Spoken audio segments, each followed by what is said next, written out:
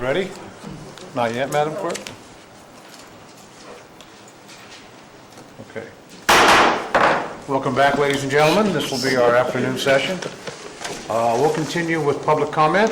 Once again, remember we have 3 minutes.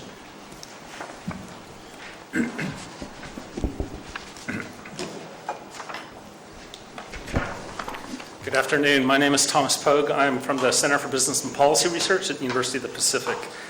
I am here today to share some initial findings on a study that we've conducted about the economic impacts of the cannabis cultivation industry in Calaveras County as context for the potential impacts of letting the emergency ordinance expire. In the handout that I gave you, it presents our estimates for the direct impacts of the cannabis cultivation industry in the county based on the January 3rd list of registrants from the county website. From that analysis that we conducted, the estimated sale value of cultivation industry in the county is approximately $250 million, with employment of approximately 2,600 individuals in the county. That, for some comparison, the entire employment in the county is 16,308.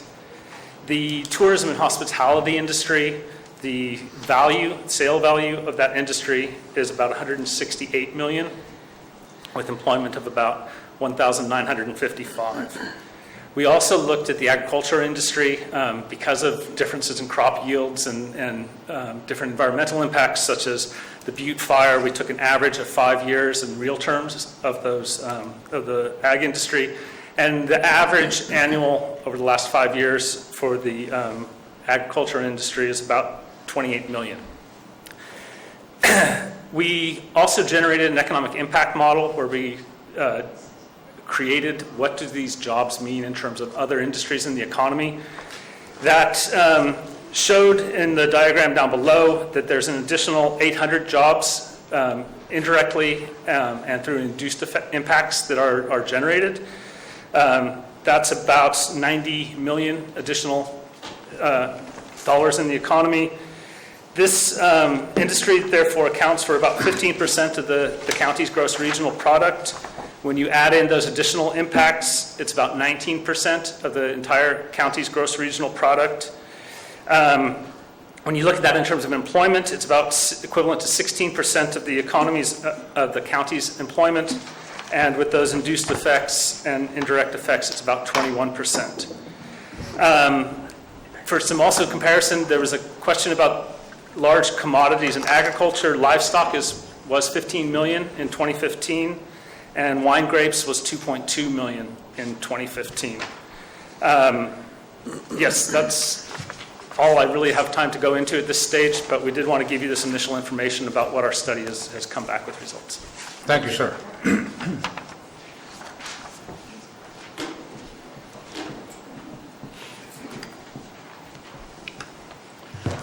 Thank you, supervisors, for the opportunity to speak to you. My name is John Scadding, and I'm a resident of Supervisor Garamendi's district.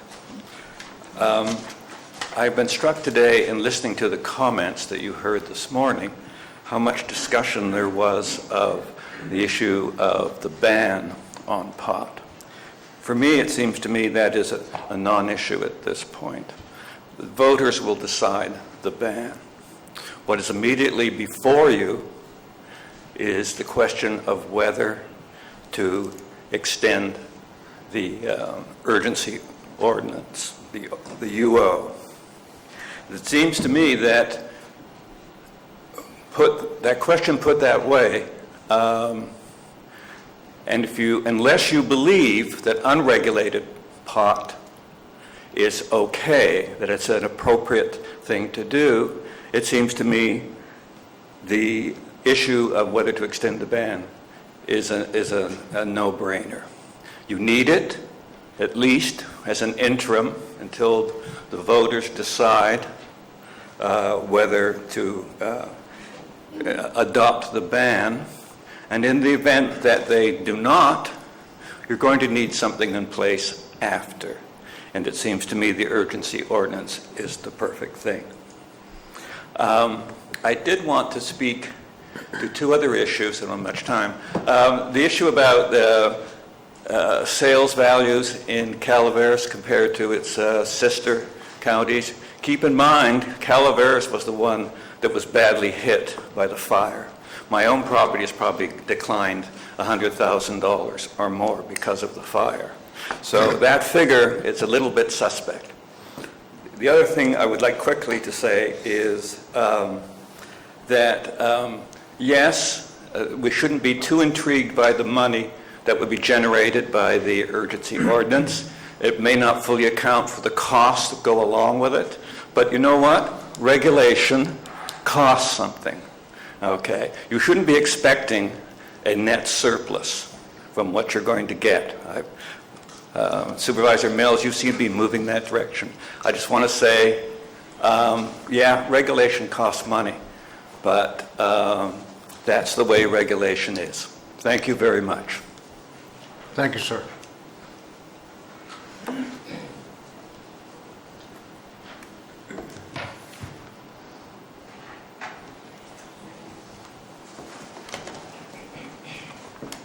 Good afternoon. I'm Jed Richardson with Mountain Ranch Realty, and I'd like to share with you the evidence I presented last time on the real estate sales in the county. If you look at what I presented you, which was taken from the Calaveras County Multiple Listing Service just this morning, you'll see there's been a 32% reduction in the number of land-only properties having 2 acres or more. In the 8 months prior to the, comparing the 8 months prior to the implementation of the urgency ordinance to 8 months after. There's been no reduction in the total number of properties of all types sold. However, there's been an increase of 11% in the average sales price and a 28% decrease in the number of days on the market. Also, overall residential home sales in the county have increased by 6%, with a 12% increase in the average sales price and a 32% decrease in the number of the days on market. Therefore, if there is any impact on the overall real estate market, it appears to be negligible. And if you just go by the numbers, it's slightly positive. There are a number of people here. I'd also like to speak to the issue of homeowners associations. From homeowners associations, the ones in my area, 2 larger ones are M24 and El Rancho Loma Serena. I don't have statistics for this part of it. But in the case of those homeowners associations, those properties typically sell for much less than outside. And that's always been the case in the last few years. In the case of land in M24, the value is about 60% less, which is amazing. And I would suggest that that's not due to the effects of the urgency ordinance, as it's been around for a while, but reflects the overall desirability of those properties and the willingness of people to deal with restrictive homeowners rules and regulations. Earlier, there was someone from a homeowners association suggesting that you defend their bylaws. In no circumstance should the county be in a position of defending the bylaws of a homeowners association, particularly since those don't necessarily comply with county rules and regulations and laws.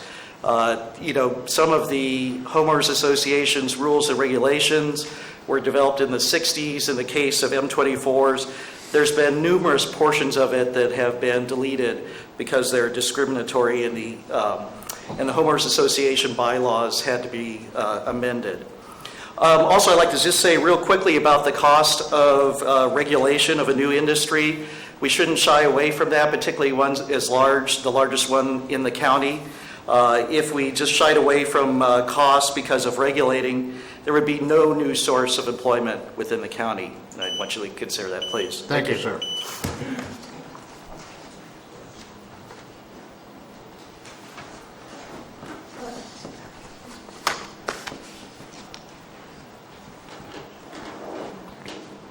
Patricia Gordo, Burson. I come to you today as a grandmother, a mother of 5 children, grandmother of 13. I have 4 great-grandchildren and 3 in the oven. And I care about children. And I feel that children are being affected by this in a very negative way. I don't envy any of you for the jobs you have, because it's a very hard decision to be making. But I can tell you something. As a mother, a grandmother, and a great-grandmother, I really and truly see a very negative impact on the children and their welfare and their chances in the future. And I hope that you will keep that in mind. Thank you. Thank you, ma'am. Good afternoon. I'm Beth Whitkey from Moke Hill, and I too am a grandmother and a mother and an auntie, and I've mentored many children in my life. I would like to speak for the Calaveras Cannabis Alliance in that none of us are promoting sales to minors. We think regulation works to keep cannabis out of the hands of children unless they have a legitimate medical need and their doctor has recommended it. We have met parents here who are desperate for cannabis to keep their children alive. With Prop 64, there is Chapter 14 talks specifically about keeping sales away from minors. There are provisions in Prop 64 that allow law enforcement to use children as decoys to find people who are selling to minors. I would like to stress that with a ban, we will not get any Prop 64 funding for enforcement, neither will we get the funding for education. When 2018, 2019, we're looking at $10 million to the universities. We're looking at a great deal of funding for people who have substance abuse issues. We will not avail ourselves of any of that funding if we enact a ban. The voters have an opportunity to decide this in May, but I feel like it's the board's responsibility to extend the urgency ordinance and to keep our kids safe. I'm wondering, if we have a ban, if we don't have state funding, if we don't have Measure C funding, how are we going to keep our schools funded and open? How are we going to keep law enforcement on the job to keep our kids safe? We are not dirty drug dealers trying to hook the children. We are trying to provide safe, affordable cannabis medicine to patients. This is a medical marijuana issue, and I urge you all to please keep regulations in place, come up with an urgency ordinance that everyone can live with. None of us like bad neighbors. I think that most of the Cannabis Alliance is committed to keeping the community safe, and I think that we would volunteer to help you and law enforcement in that effort. Thank you very much. Thank you.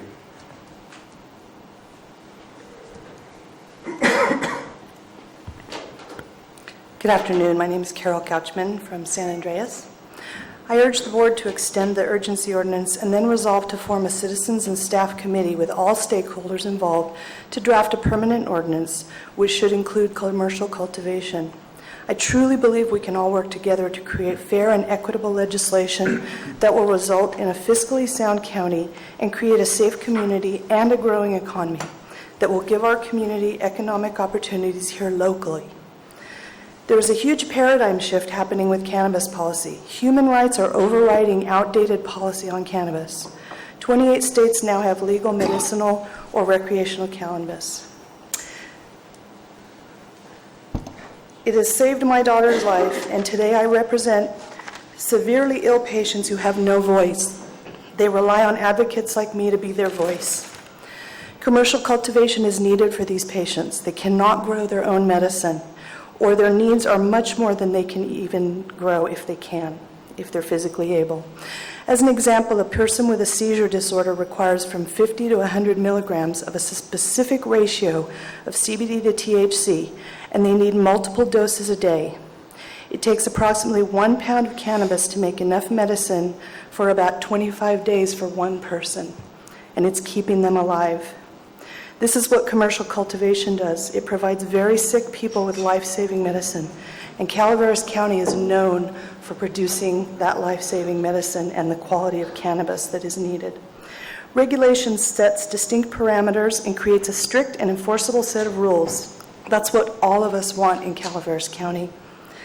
I truly believe that if we all work together with respect and cooperation, we can craft policy that will work for everyone. Please do the right and responsible thing, and God bless you. Thank you, ma'am.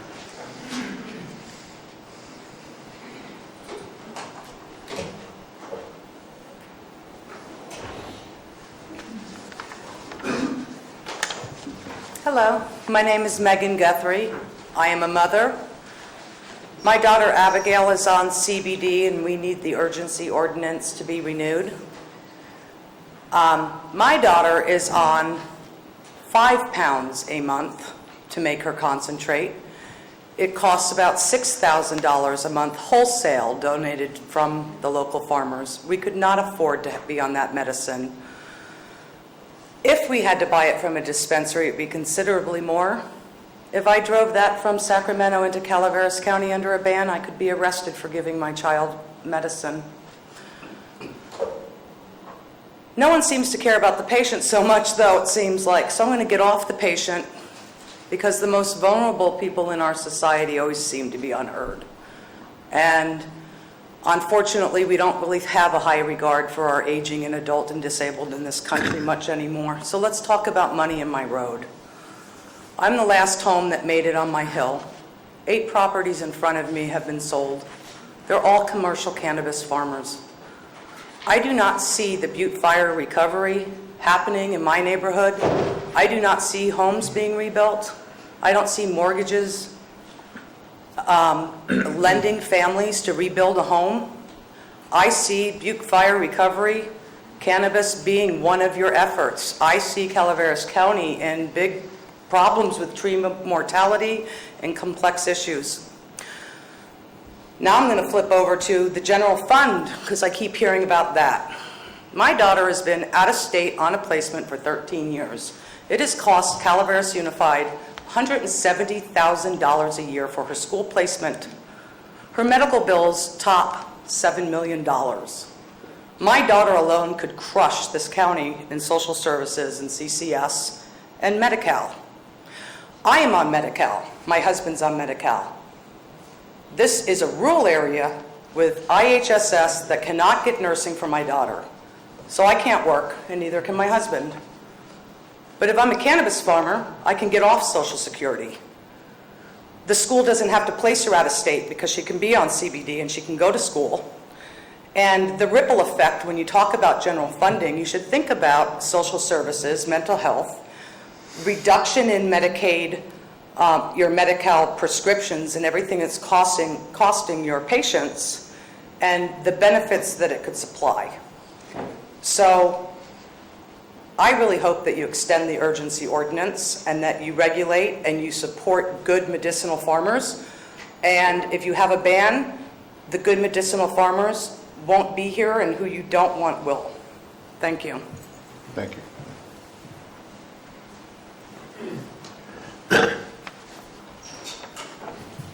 Sue Holper, Mountain Ranch. I live on that road. Theirs was the only house that survived. My question is whether I'm going to use my insurance money to rebuild or not, and if so, where. So I spent the summer up there in a trailer on my burnt out land to see how it would be, and I was worried. And it turned out it was okay this summer. And my next door neighbor, I want him to be able to be there. I feel safer because he's there. He's registered, he's doing everything right. He came over to the fence the first time I saw him, said, I've been trying to find out who you are and meet you. How can I be a good neighbor? I want to be a good neighbor. I said, well, one thing you could do is give a donation to the Mountain Ranch Youth Alliance and Resource Center. He said, okay, give me their contact information. A few weeks later, I spoke to them because I used to go down there before the fire to be with the kids. And they said, hey, he's giving us $500 a month. And I asked him later, I said, can you keep that up? He said, I will, I can, as long as I can grow, as long as I can make a house, as long as I can stay here. Yeah, I will do that. I want that neighbor there. I want him to be able to grow. I want that kind of grower to be attracted to this place. And he wants to do it legally. I don't want to be attracting people who don't care whether it's legal and whether it's well done and whether the environment is taken care of and how their other neighbors are doing. I'll stop there. Thank you, ma'am.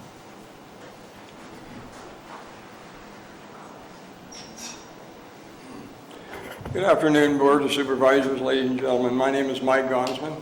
I'm from Wallace, California. And nobody has more compassionate with people that are ill, children. We've seen them the last few days, but I'm not sure what that has to do with the meeting today.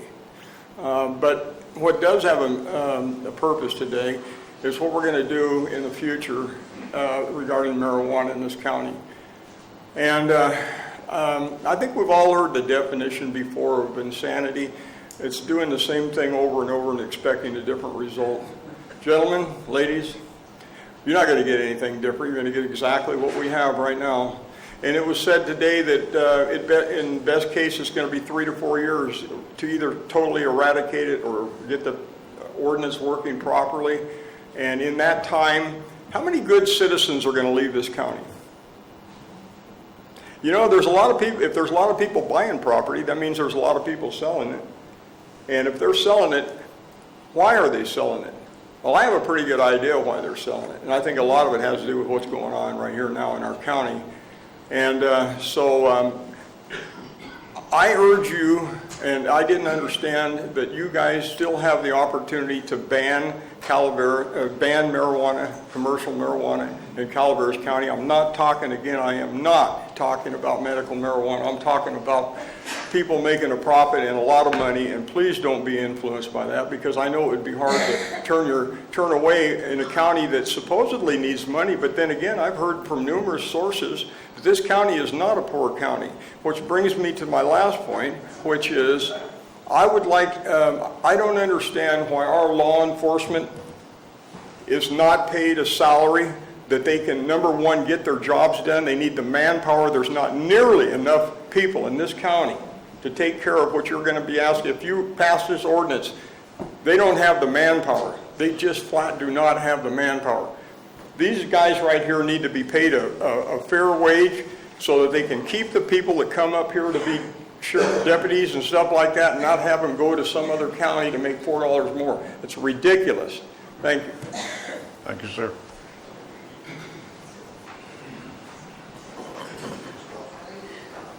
Good evening, or good afternoon, gentlemen. I'd like to start with saying I'm really pleased. Let me find the beginning of my notes. I'm impressed by the thoughtful reasoning coming from staff and from everyone here today. It's comforting to see that thoughtful reasoning prevail, so I hope that we can continue that.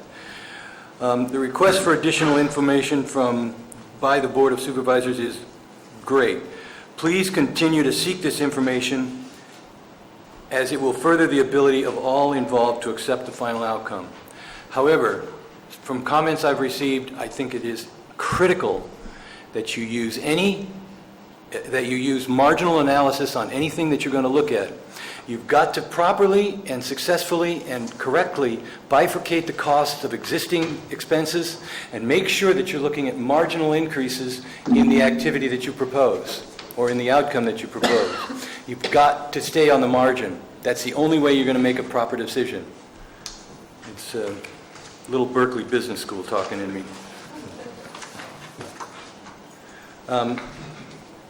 I urge you to continue to engage all the appropriate resources and people to fervently pursue the drafting of the final cultivation ordinance. In addition, immediately alongside with the waiting of until May 2nd.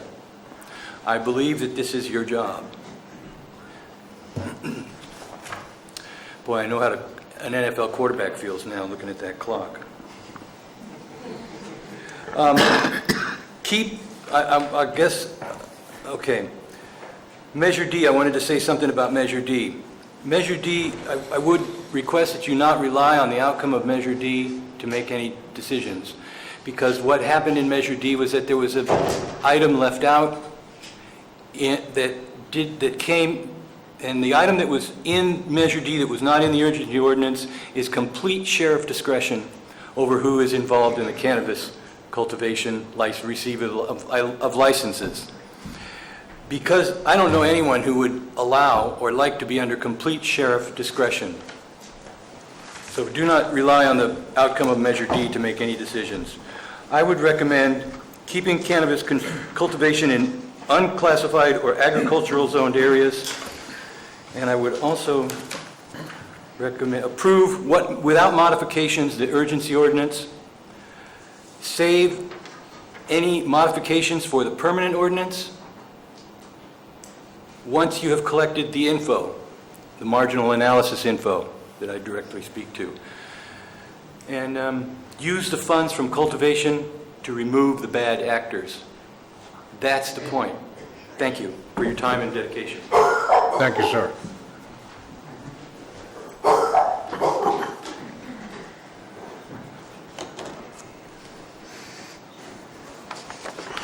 Good afternoon. Megan Zalvez, Rolling Hills Bookkeeping, San Andres. My position as a bookkeeper for cannabis farms gives me unique access to detailed information, specifically exactly how much money was spent by each farm in Calaveras County since the urgency ordinance was enacted in May of 2016. The packets I just distributed to you all contain economic data from 30 cannabis farms located here in Calaveras. The source of the data is bank statements and cash receipts turned over to my company by our clients. I chose farms at random to show different costs and employment structures from various size canopies, the smallest being 6,000 square feet, the largest being two 20,000 square foot properties owned by one family. As you can see from the grand total at the top of the first page, these 30 farms have spent over $2.3 million at local businesses here in Calaveras since the urgency ordinance took effect. That's an average of $79,600 per farm. Multiply that by an estimated 700 farms, that's over $54 million spent solely in Calaveras County in just 8 short months, 95% of which was sourced by sales made outside of Calaveras County. Mind you, this data only reflects what the company spent. It does not reflect the personal expenditures of the farm owners, employees, or their contract workers. During public comment, you very often hear emotionally fueled reasons to either allow or ban cannabis cultivation.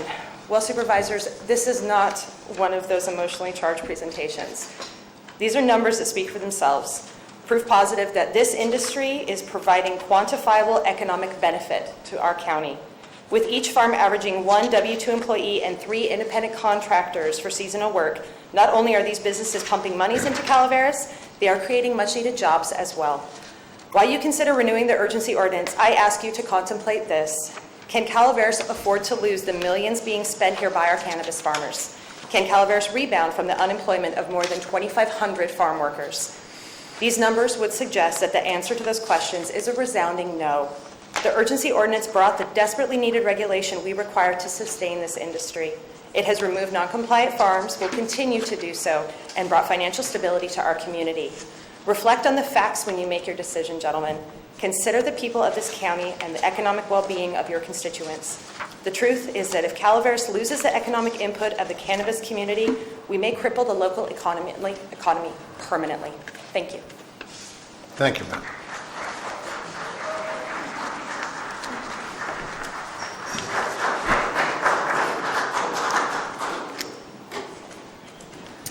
Good afternoon, Vicki Reinke, Calaveras Residents Against Commercial Marijuana. I've got a lot of things I'd like to say, but I'll keep it to a few points. And on this report today, I only see recommendations for 3 items to accept today. let the urgency ordinance expire on February 14th, extend the ordinance for a period of time, or modify the urgency ordinance. I don't see anything on here that says you should ban it for now. Okay, we know we're going to the polls in May, but the way I see this is you're kicking the can down the road again, allowing this to continue, and it's wrong. Okay, and I'm going to give you one reason why you should stop it right now, and it has to do with the rules and laws that we have in our county. I don't understand how the grows have been allowed in the first place without first getting their inspections and their permits. There is no other industry that we allow that to happen. The report states that growers had to either be growing prior to May 10th or have shown steps towards cultivating. Again, makes no sense. That's like saying, okay, go ahead and start building your houses, but we'll get to you one day and we'll check and see how your house is going along. No, you have to go get permits first, and then you can build your house. So I don't understand that. You know what? We are law-abiding citizens. These kinds of things make us crazy, because we try to follow laws and rules, even though we may not always agree with them, and we'll go to our state legislators to make those changes. But we have certain rules in this county that are not being followed, and us, the good, honest citizens who try to obey those laws, are angry about that. So, as you know, major excavating has been going on without permits. There's chemicals being used out there without being permitted first. So just based on that, we should stop any grow, maybe the ones that have been permitted to this date because we did that, but at least stop everything else.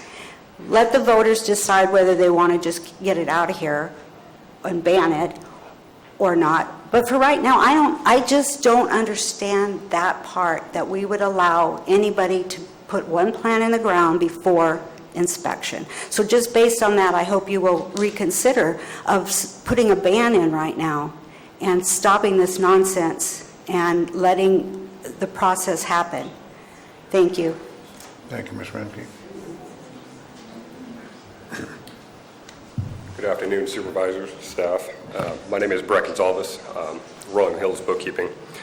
I've come to speak today to you because you were faced with the decision to either continue the urgency ordinance, replace it, or end it outright. As a local business owner, I would urge you to continue the current structure until a permanent ordinance can be implemented, and here's why. Calaveras County has had suffering unemployment rates ranging from 6.5% to 10%, with equally upsetting wage figures. Residents of this county on average receive wages at 19 to 20% below the average of California residents, approximately $8,500, $8,500 less a year. That's a life-changing number for most families out here. Speaking of the numbers supplied by the staff of the UOP, the cannabis industry looks to supply this county with an estimated 3,404 new jobs between farm workers and the supporting industries. This number, when compared with the current employment of the county, is just over 16,000 jobs, would represent 20.8% overall increase of the available jobs to those that otherwise may not have other options besides state and county aids, henceforth saving the county money. It can easily be said that the cannabis industry will directly and indirectly supply jobs to this community in numbers that will not be realized by any other industry in the foreseeable future. Furthermore, these are not minimum wage jobs that have been or will be brought to the county. The UOP report finds the average salary will be roughly $50,000 a year. When compared to the salary wage of Calaveras County, just shy of $45,000 a year, the industry would not only bring nearly 21% increase in jobs, but will do so averaging with jobs 12% higher wages from those currently found within the county. Again, I stress these are figures that the working class families of Calaveras desperately need. This leads me to my next point and most everyone's concern. An increase in available jobs can and will significantly decrease the likelihood that somebody may turn to crime to support themselves and family. I ask you to take these figures and others you have heard here or will hear here today in consideration when you make your decision for the future of the urgency ordinance, and understand the deep impacts it will have on the futures of the working class families and the overall health of this county. On a quick side note from the numbers, I hear a lot of fictitious boogeyman stories about these farm workers out here. I personally get upset by it because other than the planning department and sheriff's department, I probably personally visited more farms than anybody else. Never once have gone there and felt nervous or left upset. The worst thing that's happened to me is I got licked by a Rottweiler. Okay? They're not dangerous people. Thank you. Thank you, sir.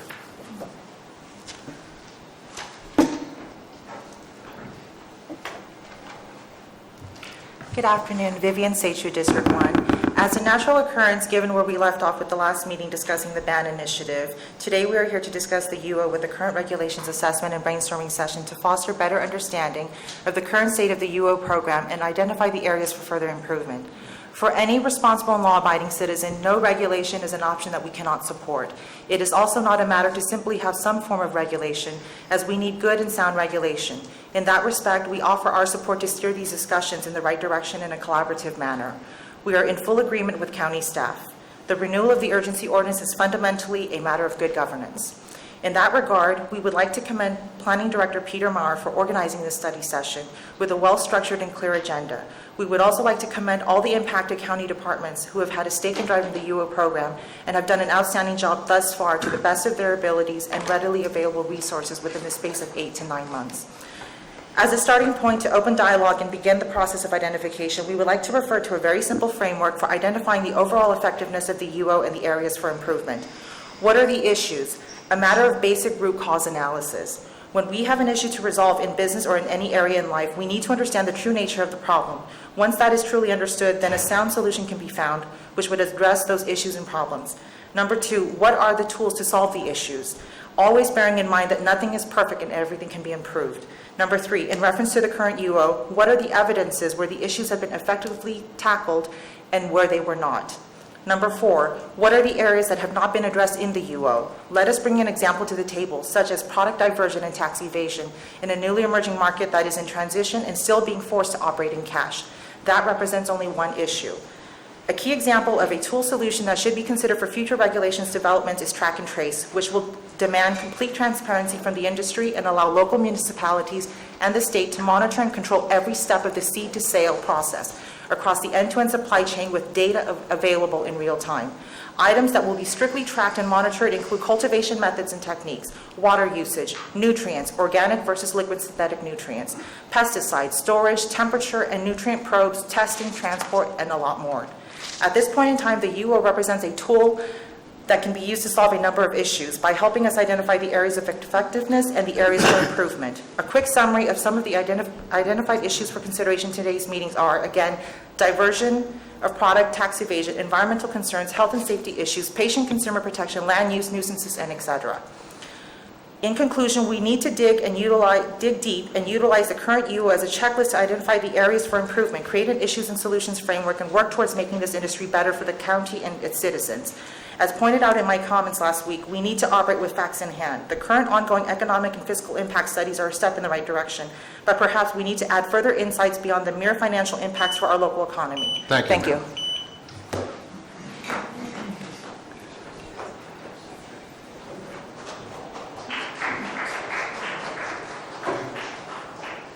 Any other speakers? Yes, sir.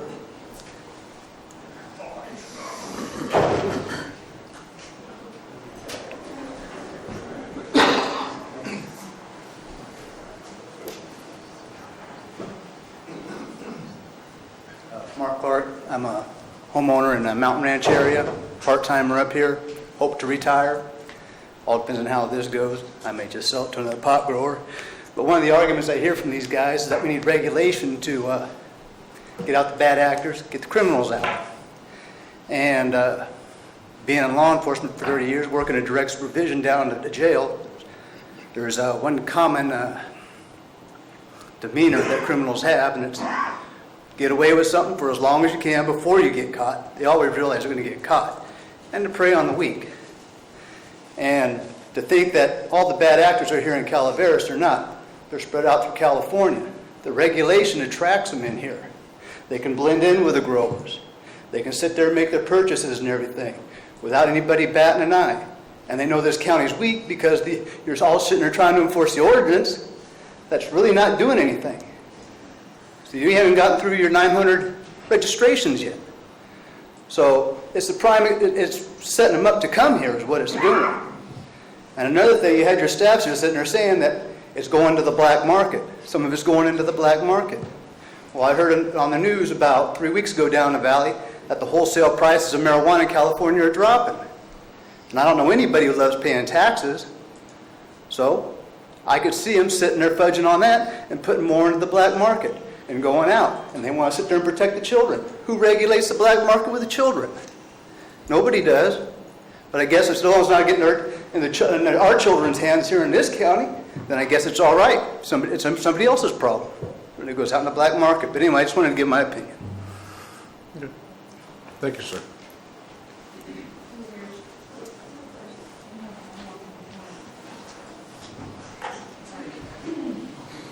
Susan Morris, Angels Camp.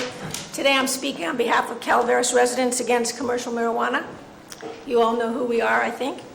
Here's my question to each of you today. Has the urgency ordinance achieved its intended goal?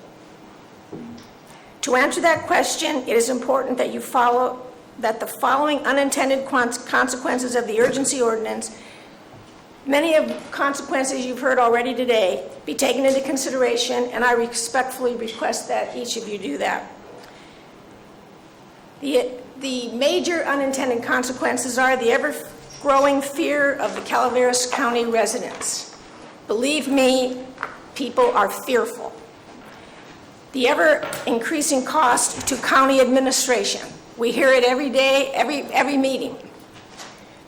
Well-documented increases in marijuana-related crimes, including the ancillary costs of homicides, human trafficking, thefts, law enforcement, prosecutions, investigations, incarcerations, weren't ever taken into account in the program when the program fee was determined in the urgency ordinance.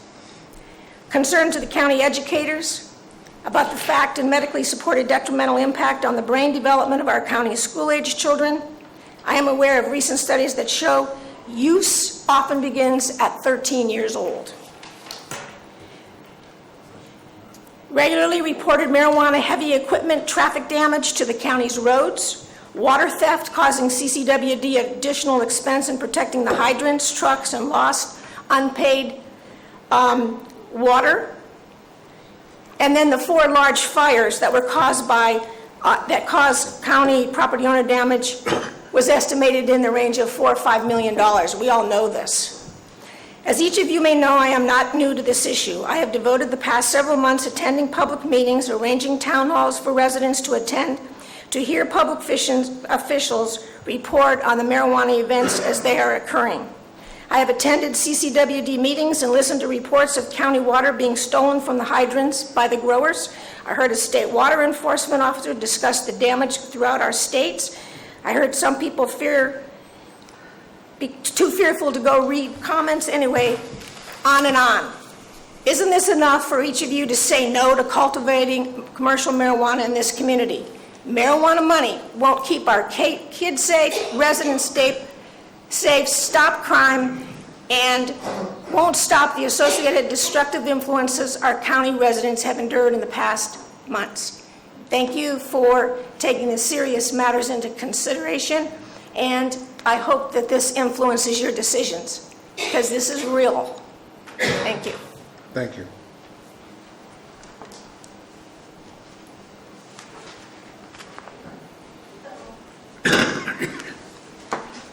Good afternoon.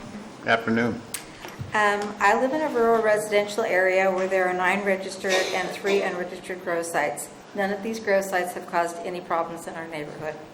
Assuming we will continue to have commercial medical marijuana growers in our county, I would like the board to consider the following recommendations related to a revised ordinance. Some of my neighbors and I would prefer to have the grow sites a maximum of around 5,000 square feet per parcel and applicant. We would like to have no more than 100 plants per parcel per applicant. Disallow the use of any temporary housing for more than 1 month on any grower property with the exception of a trailer used pending the construction of a permanent residence. Require the $5,000 registration fee be an annual fee for any grow site larger than 6 plants. allow road committees responsible for maintaining public roads using private residential funds to require growers of more than 6 plants to obtain an annual permit for large trucks and pay an annual additional road maintenance fee amount to be determined. We would require all grow sites of more than six plants to be enclosed in a 24/7 hours a day, days a week, at a minimum in a tube-like building. We would disallow any grow sites of any type until an applicant is fully approved and licensed by the county, just like a liquor license. For any application for a grow site of more than 6 plants, allow a comment from up to 6 of the closest neighbors on whether the grow site and or the growers are considered a nuisance as defined by county legal counsel. Provide an annual comment period of 1 month by the closest 6 neighbors to be included in any part of an annual renewal assessment. Require growers to reapply annually. Include a check for a firearms license as part of the sheriff's background check. Require all workers, temporary or permanent, to have a life scan test prior to being employed at a grow site of more than 6 plants. Thank you. Thank you, Can I ma'am. give this to your clerk?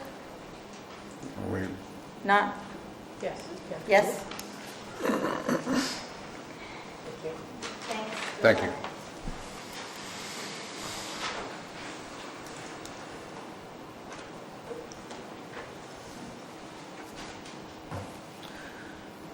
Joan Tanner Wilson, District 1 voter.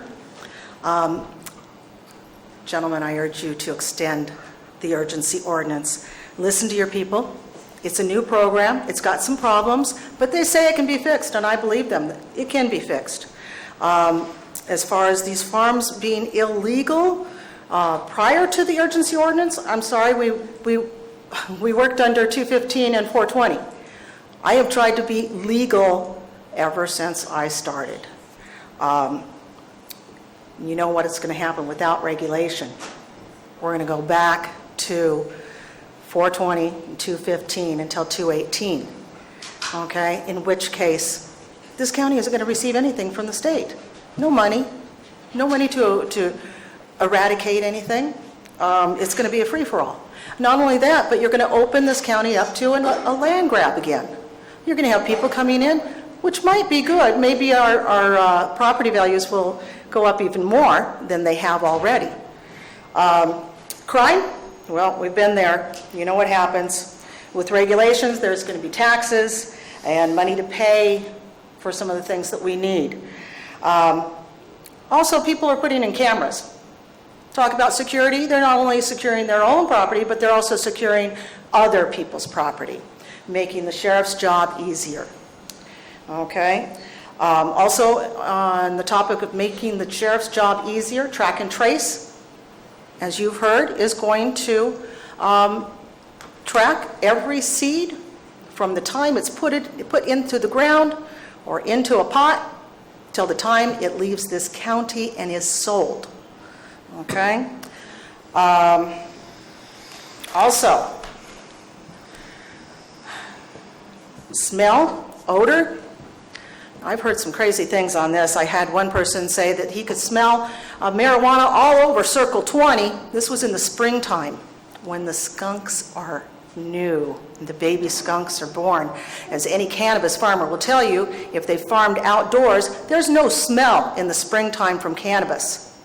There's a short time that there is a smell in the fall, not in the spring. So maybe it was the skunks that they had a problem with. As far as smell, we have horses and we have cows. I have nothing against them. I'm allergic to horses. So those kids that come to school smelling like horses may be causing a problem.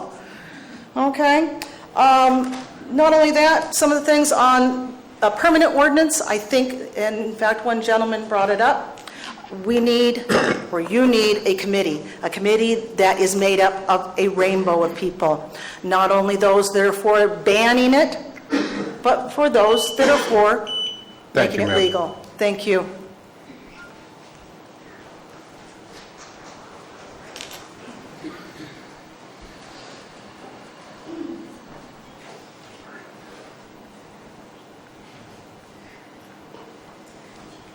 Good afternoon. It's Crystal Kesey with Eastside Environmental and a District 1 resident.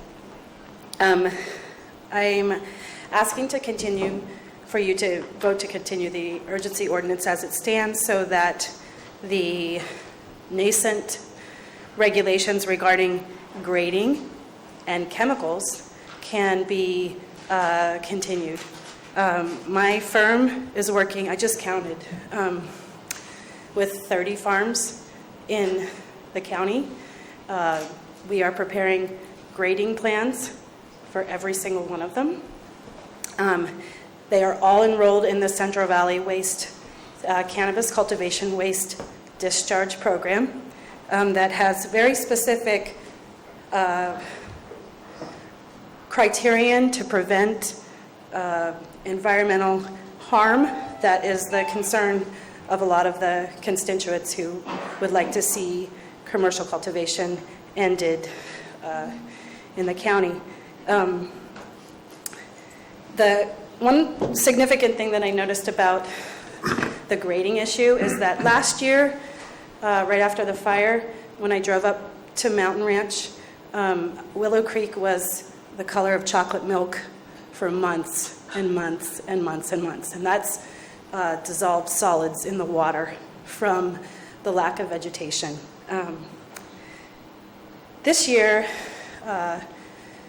pretty soon after the floodwaters of last month, the water cleared up. And so I attribute that partially to the revegetation of the fire zone, but I also think that the implementation of erosion control measures in Mountain Ranch by the enrolled farmers under the waste discharge permit program are also contributing to the elevated water quality that I've observed as a biologist as I make my daily drive up Mountain Ranch Road. As for the chemicals, I also probably have been to probably more farms in the state than probably anybody in the state because of the work that I do. And I have never been threatened. I have never been afraid. And I would say 95% of the farmers that I work with use the prescribed list of herbicides and nutrients that the Regional Water Quality Control Board approves, and they are all food-safe chemicals. Thank you. Thank you, ma'am.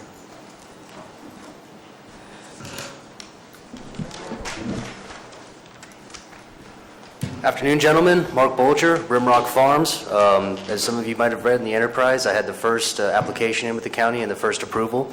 Some of you gentlemen have even graced us at our farm to come for a visit. Thank you for that, and anyone else that would like to, be more than welcome to give you a tour. I'd like to urge you guys to renew the urgency ordinance. In California, doing business is tough. There's lots of rules and regulations. Medical cannabis production is going to be the most regulated industry in this state. We're well on our way. Maybe not. Maybe metalworking's tougher. Anyway, we've got a good foothold here. Is it perfect? No. We're making huge strides. This has been tough on a lot of farms. It has shut people down. It has made people significantly decrease their operations. It hasn't been all rainbows and sunshine for the industry. Now, are there stuff we still need to work on? Yes, very much so. I've heard a lot of comments from people that are opposed to commercial cannabis cultivation that have merit. We need to deal with these issues. But it's going to take a little bit of time, and we've got to work on a permanent ordinance. I'd also like to say we support the Sheriff's Department completely. We understand that this industry and bad actors that are operating or trying to operate within it are causing problems. They are putting a burden on law enforcement. We need to help take care of that. I personally went to the tax collector's office last week, and I attempted to pay my $22,000 Measure C tax. It wasn't accepted. I know half a dozen other people that have had the same issue. We're being told that we need to wait, pending decision from the board. I've got the checkbook ready, guys. We want to be a part of this community. We want to help law enforcement. We want to help county staff do what needs to be done to make sure this industry coincides with the people of this county. Thank you very much. Thank you, Mr. Bolger.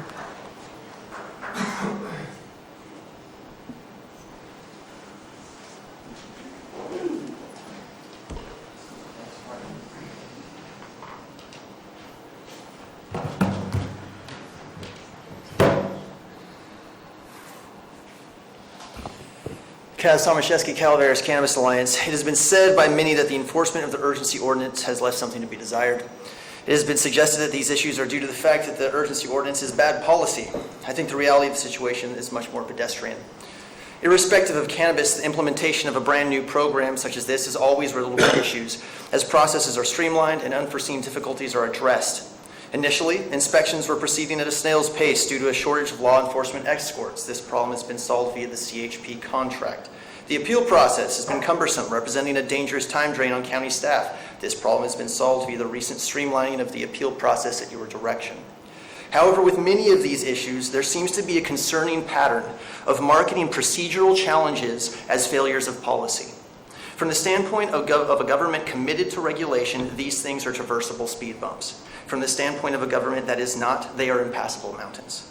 Whether the government is committed to regulation depends on the judgment of the pros and cons of the situation, and so far it seems that those pros and cons have been determined via dead reckoning. For instance, the financial validity of the regulating tax plan has been questioned. Money lost on tourism or property values have been held up against Measure C to question whether or not the overall financial balance of our situation pans out when all factors are taken into account. When one looks at tourism, the conclusion reached depends on how you look at the numbers. Are you including all hospitality industry in the figure? Have you compensated for a baseline of local business? Has the loss of thousands of acres of forests, or the drastic shrinking of reservoirs, or the abysmal snowpack of recent years been taken into account? The truth is, I don't think anyone knows where the balance of these factors lie. And the county is going to reverse its decision on regulation based on part of economics if it's going to do that. I believe it is absolutely necessary for those numbers to be produced by something other than dead reckoning, either by the government or by the people, so that you know exactly what the county stands to lose. As it happens, a valuable piece of this has already been put together by the gentleman at UOP and the folks at Rolling Hills. We now know that the cannabis industry conservatively brought in approximately $250 million last year in sales, spending over $85 million directly into the local economy, not counting wages paid to workers and the money that in turn spends in county. We also know that Prop 64 will be making state-level tax revenue available locally for counties that choose to regulate, and that state departments are poised to provide enforcement aid, but only to those counties that regulate. So if we're talking about the hidden costs of regulation versus financial benefits of cannabis, we're not talking about simply $11 million in taxes. We're talking about $11 million in taxes bolstered by Prop 64 funds and state-level enforcement assistance. We're talking about an industry generating $250 million annually, providing $85 million in direct input into local economy plus indirect inputs. If you are concerned these numbers are false, please don't simply say so from dead reckoning. Go at that study, and if you think there's a problem, make your own, but please end this argument and establish the numbers. Thank you. Thank you, sir.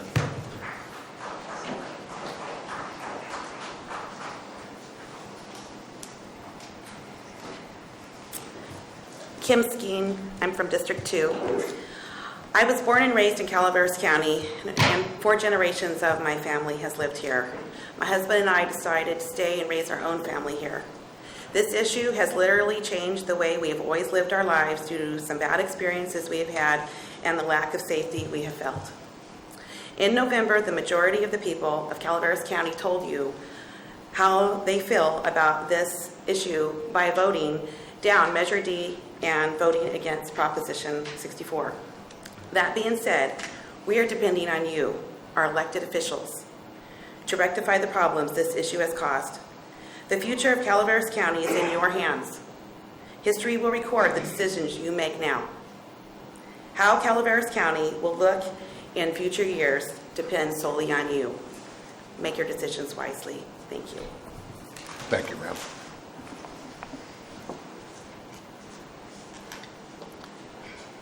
Any other public speakers?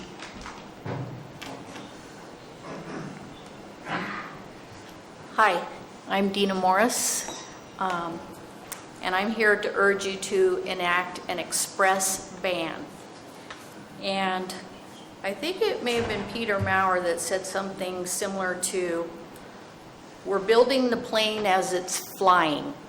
Okay, we didn't ask to be on that plane, but we're forced on a plane that's being built while it's flying. I went off this plane. Many of us went off this plane. It's not safe. It's a huge threat to our safety, our welfare, and our health. The bottom line is this is a very valuable drug that grows on trees. Whoever said money doesn't grow on trees never envisioned this. Okay. Each tree is worth thousands of dollars. It attracts crime. There may be good growers, but their product attracts crime. The other problem is the urgency ordinance has allowed other growers to come in that are strictly businesses and LLCs. They're not here to be my friend. They're not here to be anybody's friend. They're not here to be part of a neighborhood. They're here for one thing and one thing only, and that's their crop. It's all about the money. And as I've heard other people say, that these LLCs are using straw men. So when I had problems with these growers, and they were real, they weren't fictitious, very real, our sheriff couldn't locate any information on the individual because the actual individual that owned the land has a straw man growing the crop. I also know that there are LLCs and growers in my neighborhood who've been robbed, and they did not report it. But they hire their own patrol, and when tourists pull over at this spot on Highway 4, for whatever reason, the patrol comes racing down there. We're talking about thugs with guns and guard dogs. It's out there, and maybe a lot of the people here today don't have that. But there's hundreds of them out there that do, and they are a real threat, and I've experienced it firsthand. I can't even have, my family and my kids will not come and visit me. I haven't seen my grandkids in 2 years because of this issue. Please, I'm begging you, along with many other grandmothers out there just like me, enact an express ban. Thank you, Ms. Morris.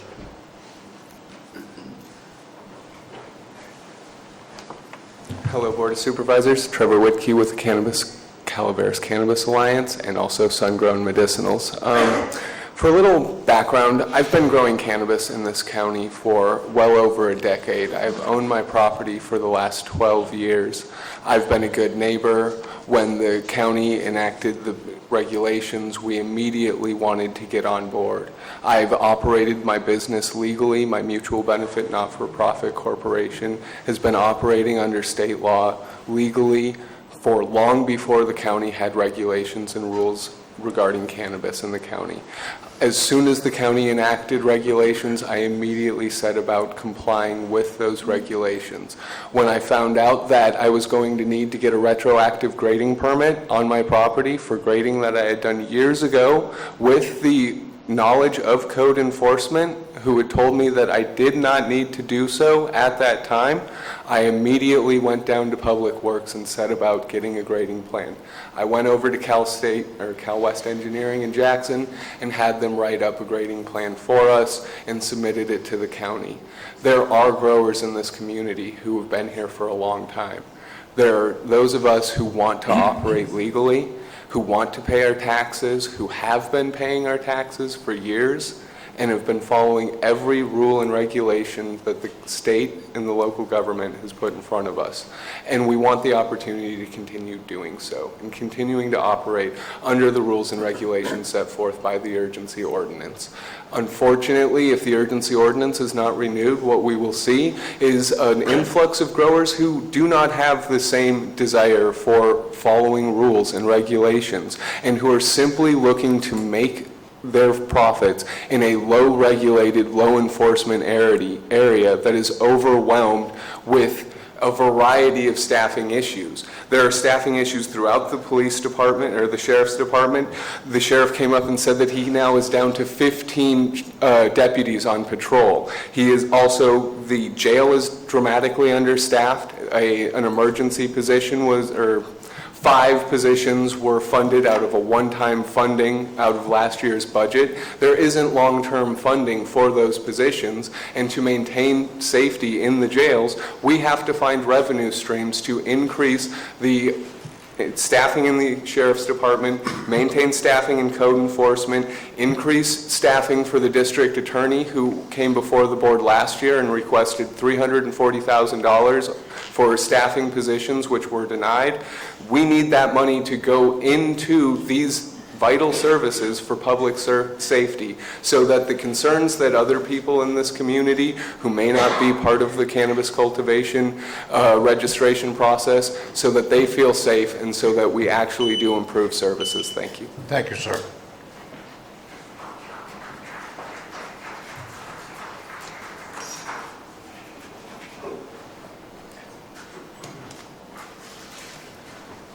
Good afternoon. My name is Jake Farrar. I'm a CPA, represents the cannabis industry. Two observations that I've made recently working in the industry is that the good actors here in Calaveras are coming forward and paying their taxes and are welcoming the regulation. And as a CPA, I really value that because being regulated and accountable makes my life a whole lot easier. And I also wanted to speak about 280E and Measure C. Measure C is a marijuana business tax that would be fully deductible as a cost of production under cost of goods sold. So if there's any other questions that you may have for a CPA, I put myself out there to answer them at some point for you. Thank you for your time. Thank you, sir.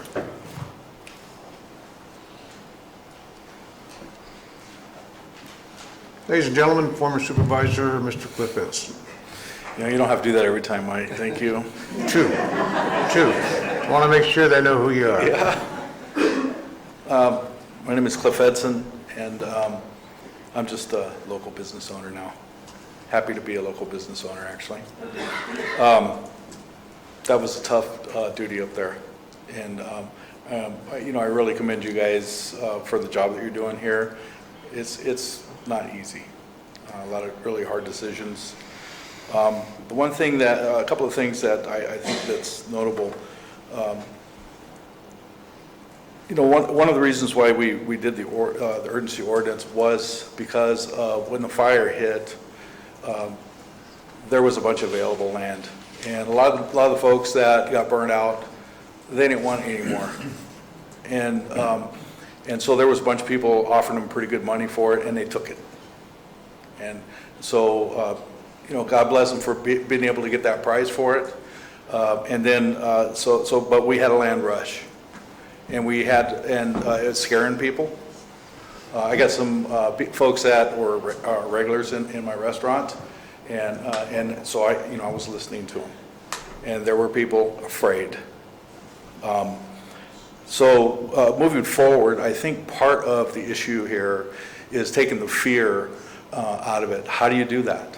How do you create an ordinance or a law or whatever you're going to do with it, to take the fear out of it, because it's not going to go away. It was here before. It was here for years before. It was kind of brewing under the table, getting bigger and bigger and bigger.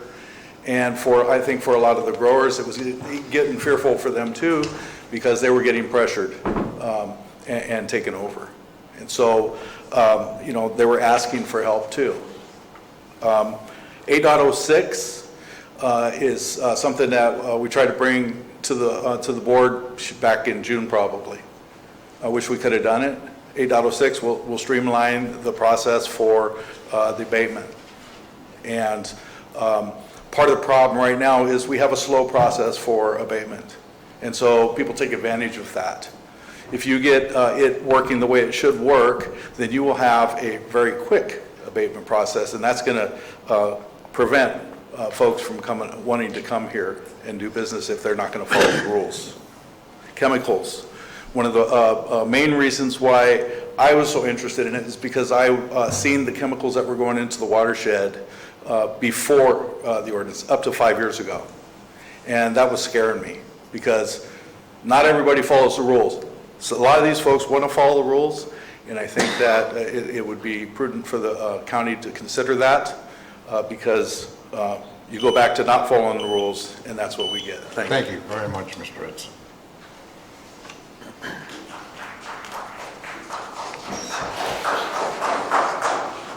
Any further public speaking candidates?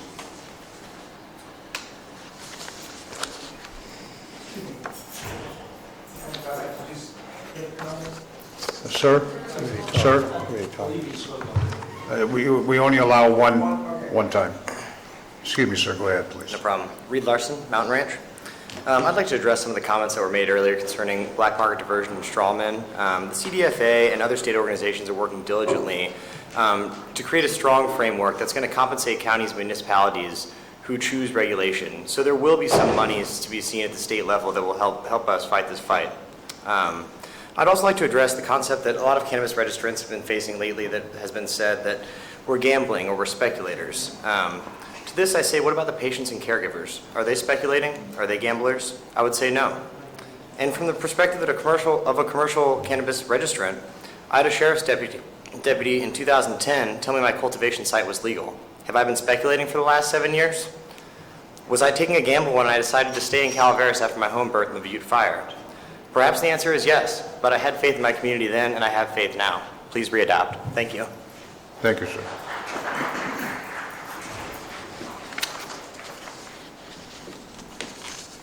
Mr. McVeigh, did you have a comment? I noticed you got up to speak. Mike? Yeah. Are you good? All right. All right. Any further comments? I'll say something. Yeah. I saw you get up, and I thought you were in line. I'm sorry. Any other public comments? Okay, we'll bring it back to, oh, I'm sorry. Ms. Newman?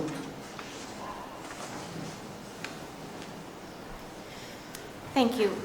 Bonnie Newman from Double Springs. 3 issues came up for me as I was sitting here last week and this week, and I'll just go through them.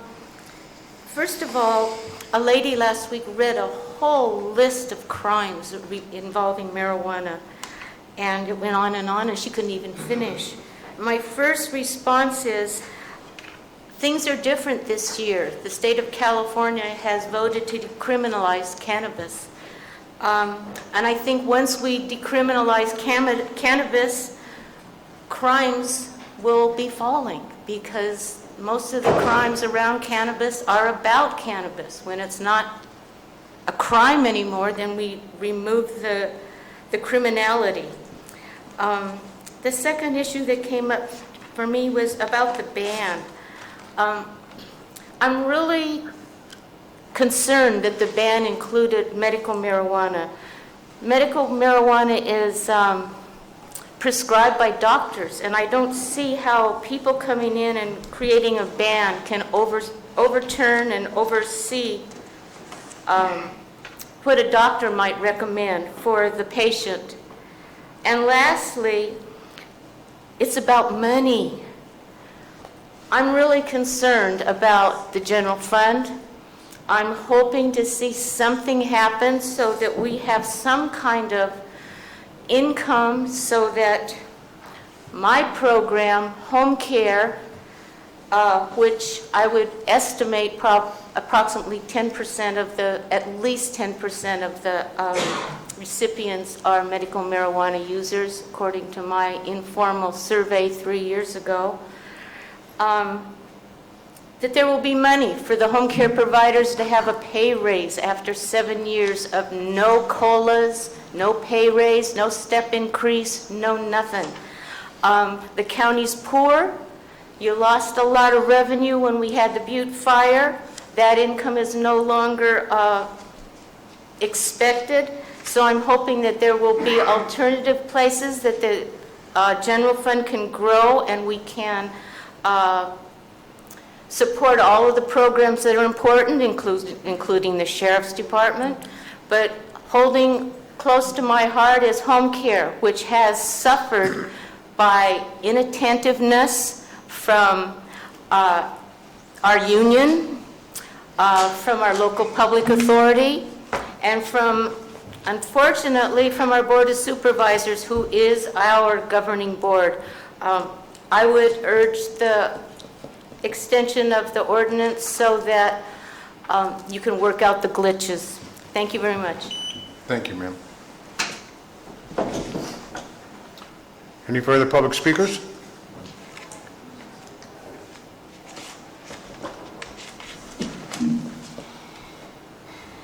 Seeing none, I'm going to bring it back to staff. Staff, have any further comments?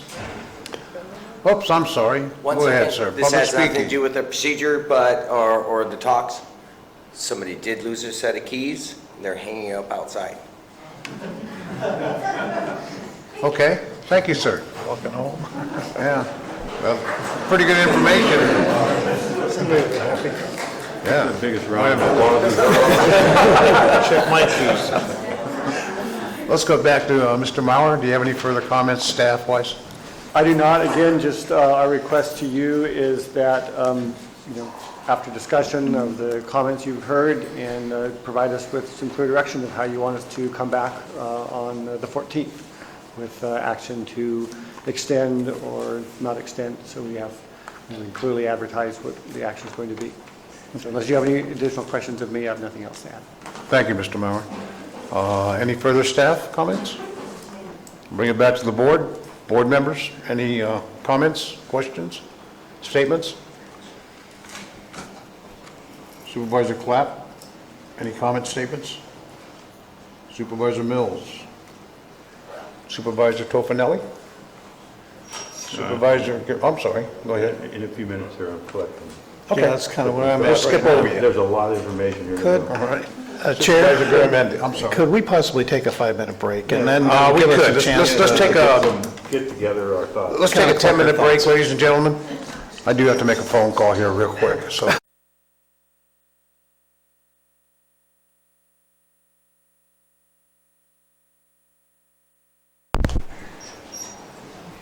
We're good? Thank you very much, ladies and gentlemen. We'd like to bring the discussion back down to the board, please. And I think we'll start with Supervisor Tofinelli. Are you prepared yet? Well, I have some comments I'll go forward with. Okay. And it won't be, I'll probably have more to go, but I'll open up and start. The things, what the issue before us today is the urgency ordinance, as everybody knows. I think it's what everybody's here for. Could we speak into the mic, Supervisor? I've got it marked over here. You got it marked, yeah. Can you move your pink sticky there?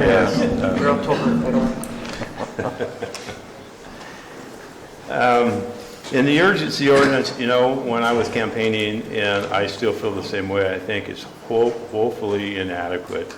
I want to read from back on May 10th in 2016 from the board packet that was presented to the board at that time. And it says, the purpose and intent of this chapter is to quickly establish land use regulations concerning the cultivation, manufacturing, testing, distribution, transportation, and storage of medical marijuana within the county of Calaveras in order to limit and control such activities in a manner that is, 1, consistent with the policy preferences of the Board of Supervisors described at the February 16th, 2016 meeting. Consistent with MRSA, which is the state AB 266, the state law that's coming in line, supposed to be January 2018.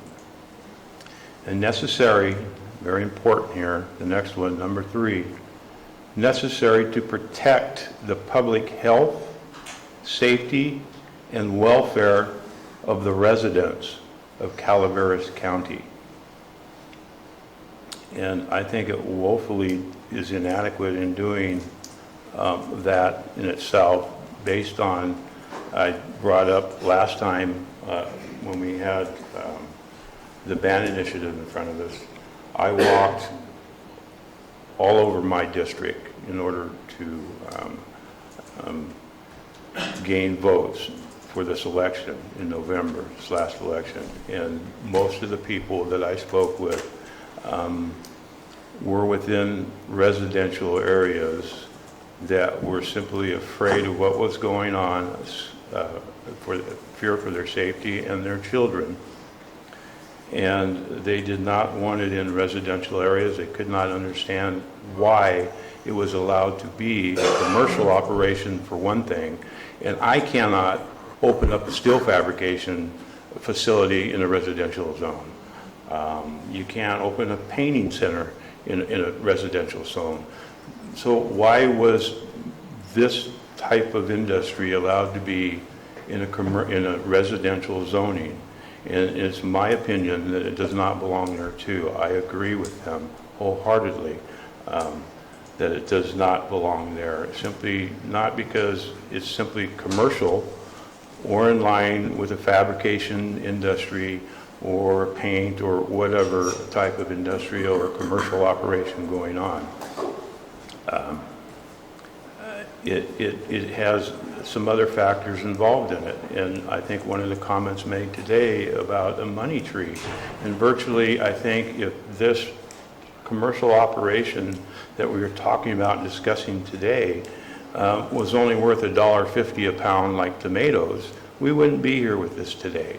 Simply the fact that the amount of money that was told here by both sides and given to us indicates the reason why it does have some safety factors that need to be addressed. Also, regulations were talked about. To me, what's in this document is not truly regulations. These are conditions in order to get a permit. These are not regulations at all. You should be in my industry or other industries, you want to talk about regulations. And I'm being told by some of the members that I've talked to that are growers or registrants about regulations. And if we did this, or if we told them they had to grow indoors or whatever, that they wouldn't do it. That those regulations were too tough. Well, I'm telling you, there's a lot of industries out there, and almost all of them are commercial, that have a lot more regulations through the state of California or the cities they operate in or the counties they operate in. They're a lot stringent than that. When this talks about MRSA, I don't see anything in here that really is in line with MRSA other than the canopy sizes. And MRSA, their canopy sizes are a little, I think twice, 44,000. But it doesn't deal with the transportation aspect of it. It doesn't deal with the lab aspect of it. It doesn't have track and trace involved in it. And to go another growing season without those in place, I think we as a board need to, if we're going to go forward with any of this, is address several of those problems that exist here in this industry in Calaveras County with this initiative or this ordinance that's here in front of us. How do you do that? How do you make everybody happy? It's a very difficult job. I don't think you're going to make everybody happy. There's going to be people that are going to be mad about anything that we do up here. It doesn't depend. But what we do going forward here, and people have spoke about it, several people, I think it's going to affect not only in the future, in the near future, but generations. It could affect generations here in Calaveras County in a lot of different ways. The money aspect of this thing, it's all over the place. We don't have a true aspect on the true cost from all levels of everywhere, all departments in this county. And the only place that you could possibly look to get some type of indications, again, was like Colorado and what they're experiencing and possibly, the northern counties that have been going through this for a while. But here in Calaveras County, we don't have any true numbers, and hopefully coming back on February 14th, the Sheriff's Office and the DA's office can present some numbers to us on what their aspects are. Peter's department would like to see what some of his numbers are also when we come back here on the 14th. But at this point, I think a lot of different aspects of this ordinance needs either our attention, or we stop, say, wait, hold it, let's do what necessary steps we need to take in order to go forward at least until May 2nd. And depending on what happens on May 2nd, whether it's adopted by the public or it's not. If it is, then that's what it is, and whatever happens with it after that happens. If there's challenges going to court or whatever, but addressing after that, it would have to come back to our board if it doesn't pass. And I think we need to start taking the steps now as a board towards that. So that's my comments for the moment. Thank you, Supervisor Toffenali. Supervisor Clapp, any comments, questions? I pretty much agree with what Gary said. When I've been at a planning department or something, I see plot plans put in that if I submit that with a house, they would laugh at me and throw it in my face and tell me get out.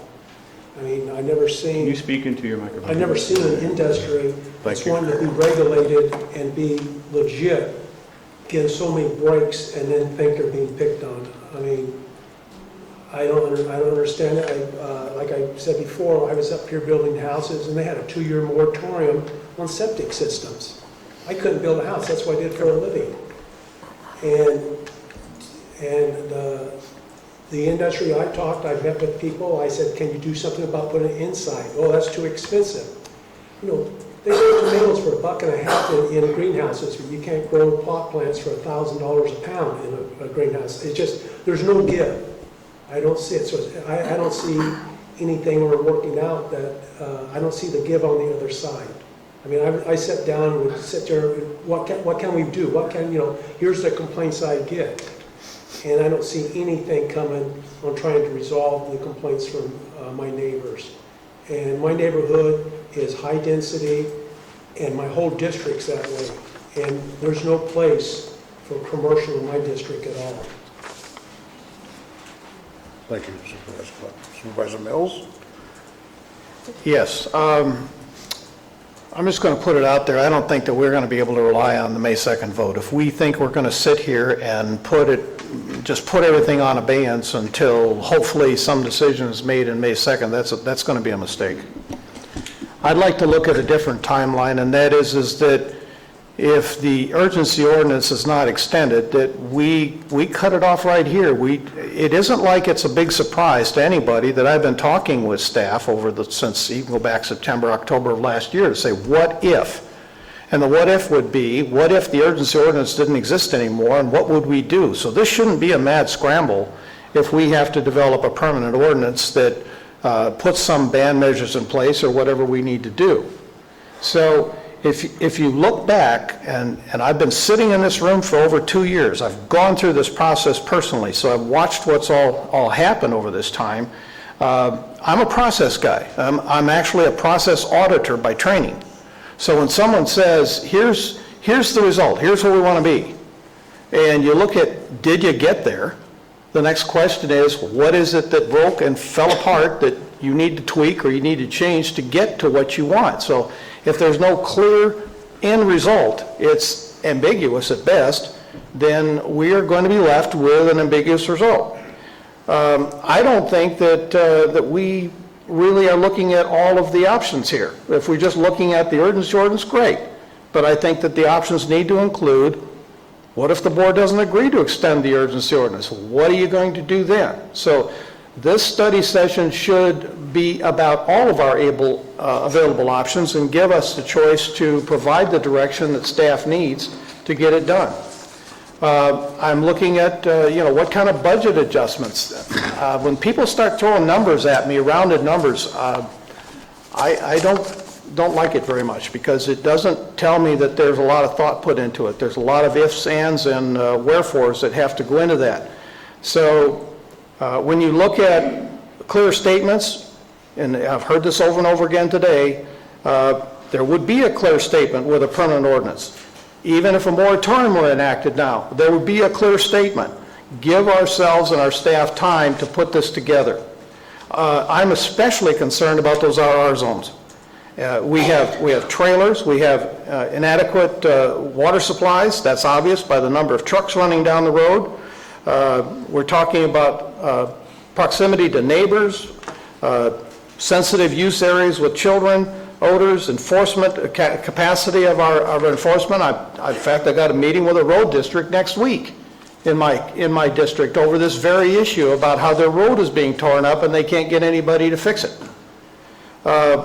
So when you look at what would I want from staff, I would want a complete, full cost accounting going back 5 years.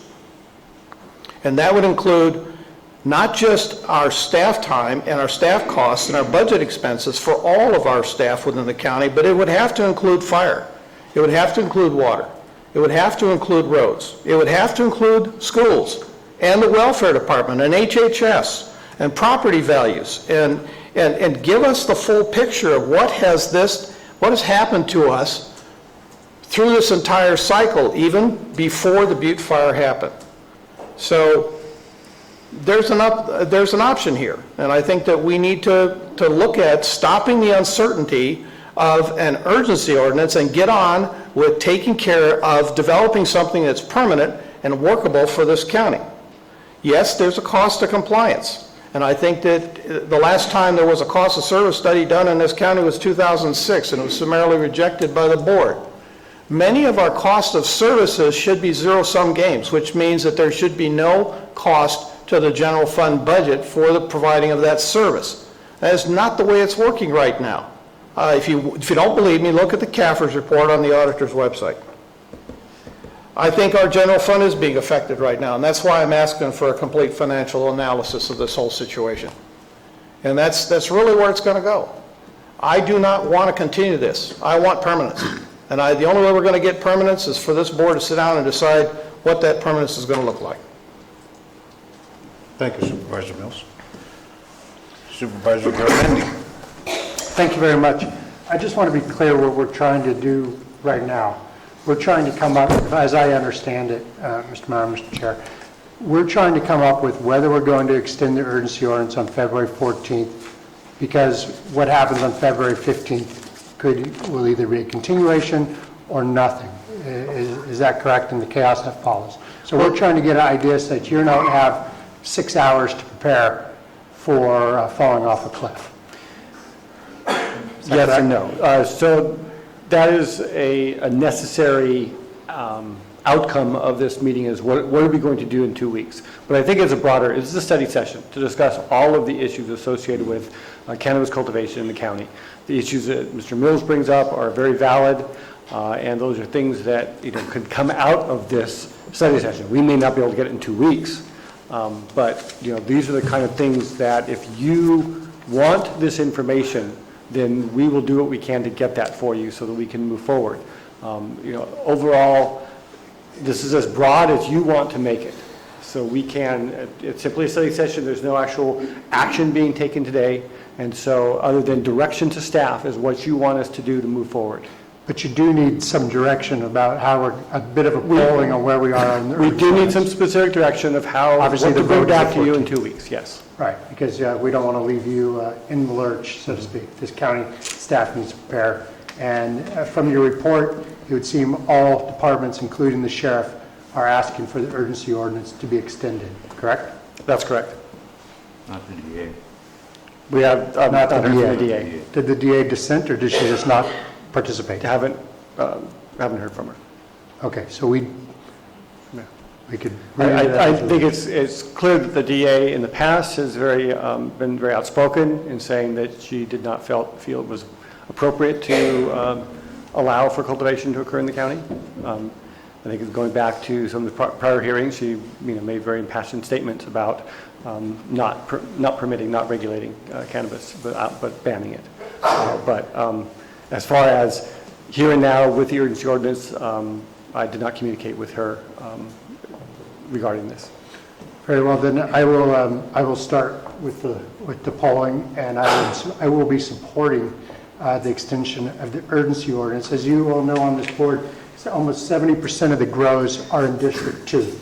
So as much as everybody feels impacted by cannabis, there is no doubt that District 2 is the most impacted. I appreciated a lot of this information. Obviously, the growers in the District 2 share the wealth widely across the county in their purchases. The urgency ordinance is by far not perfect. We will have to make many changes in a permanent ordinance. I think that the idea of extending or writing a new urgency ordinance based upon time and findings is not realistic. But there are, I personally, having watched this for the last year, have many opinions about what we could change in a permanent ordinance to help protect the citizens of the county and District 2. I mean, as I said last week, or was it last week, I get it. I understand the good and the bad and the ugly of this. But we have to recognize that in many ways the urgency ordinance is beginning to work. It took a long time to hire people. It took a long time to train people. It took a long time to get momentum, but we're starting to make progress. And we're seeing some of the bad guys leave. And the rest, hopefully, as we get better, will be pushed out. Everything in this county takes a long time, and everything in this county is hard work.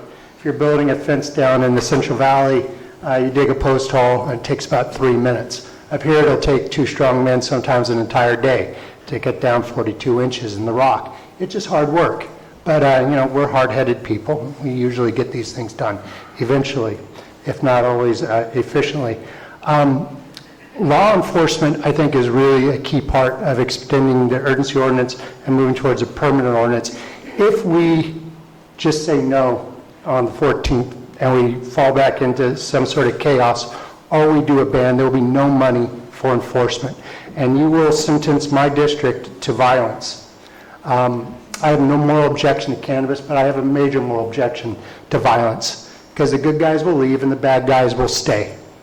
And we will all be subject to their whims with no law enforcement around. There's not a hidden pile of gold somewhere that will pay for this. And as the sheriff pointed out, Captain Macedo, it is something that with proper funding we can get under control. We could narrow this down. We're seeing a culling happening already. The captain also said we could probably move forward with ban for a couple of years, in a few years, and get things under control also. But there's no source of money that I've been able to see, and I know some people think there is, and I would be very interested to learn what that is. And if there is, well, that's a different conversation. But I think we have to continue forward. I honestly believe the only way forward is through, and we just have to do the hard work and have the courage to finish where we're at. So that will be, so on the 14th, I will vote to continue the urgency ordinance. Thank you, Supervisor Garamendi.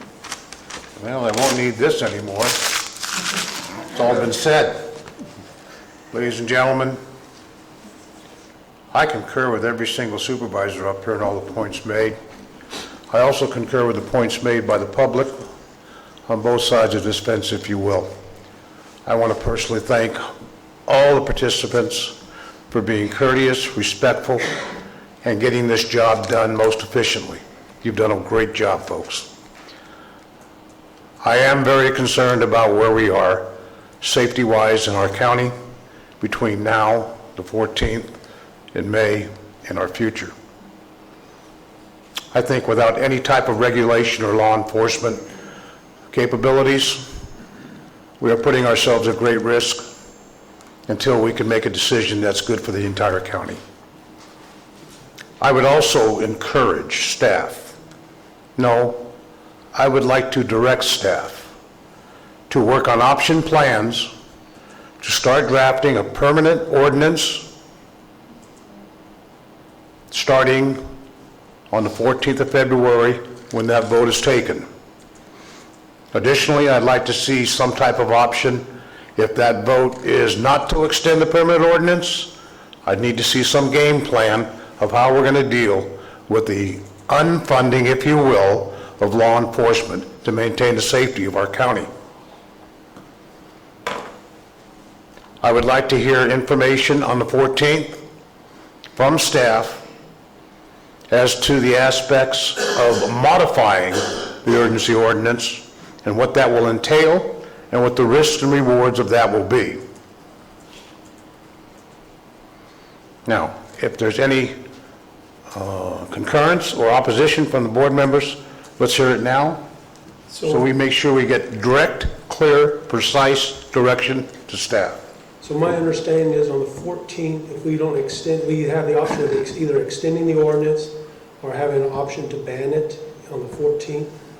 Well, not that I understand, we have three options. We can extend the urgency ordinance, we can fail to do anything on the extension, or we can modify it. Am I correct, counsel, and correct, Mr. Mauer?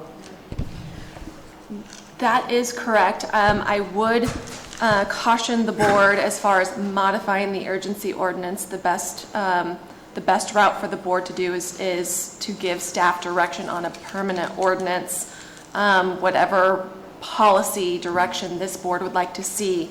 That's what we were ultimately hoping for, is to have some discussion today on what policy directives this board would like to see staff go in as it relates to cannabis. Okay, then let's approach this problem in this manner.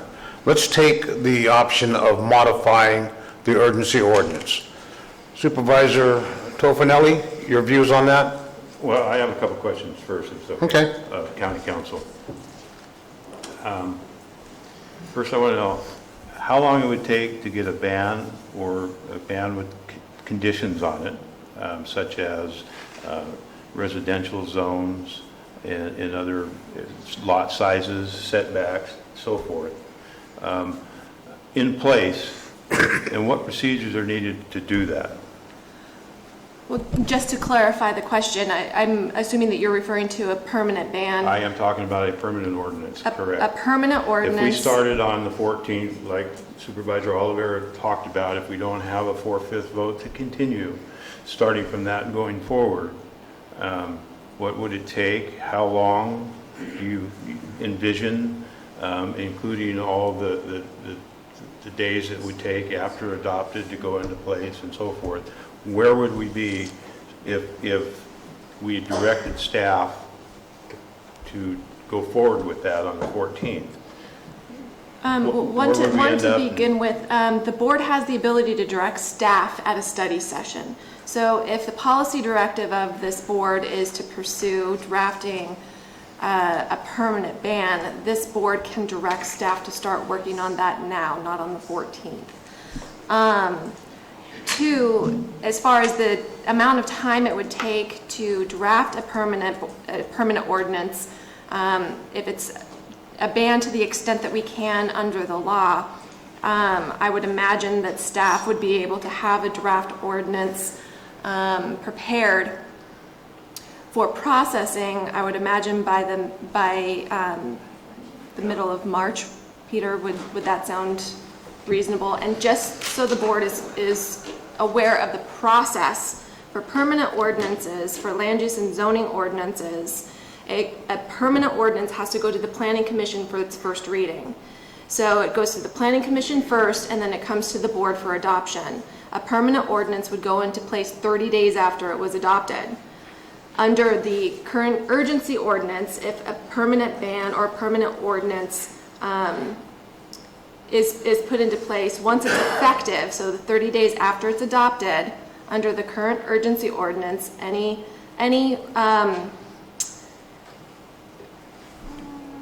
regulated, any of the registrants, whether they're an application pending or they've actually received the registration, would have to come into compliance with that adopted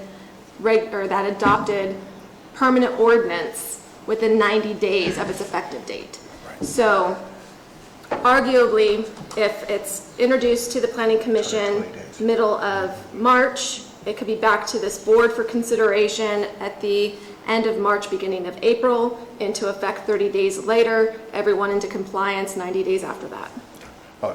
Supervisor Tofinelli, I just want to make one point, a clarification point.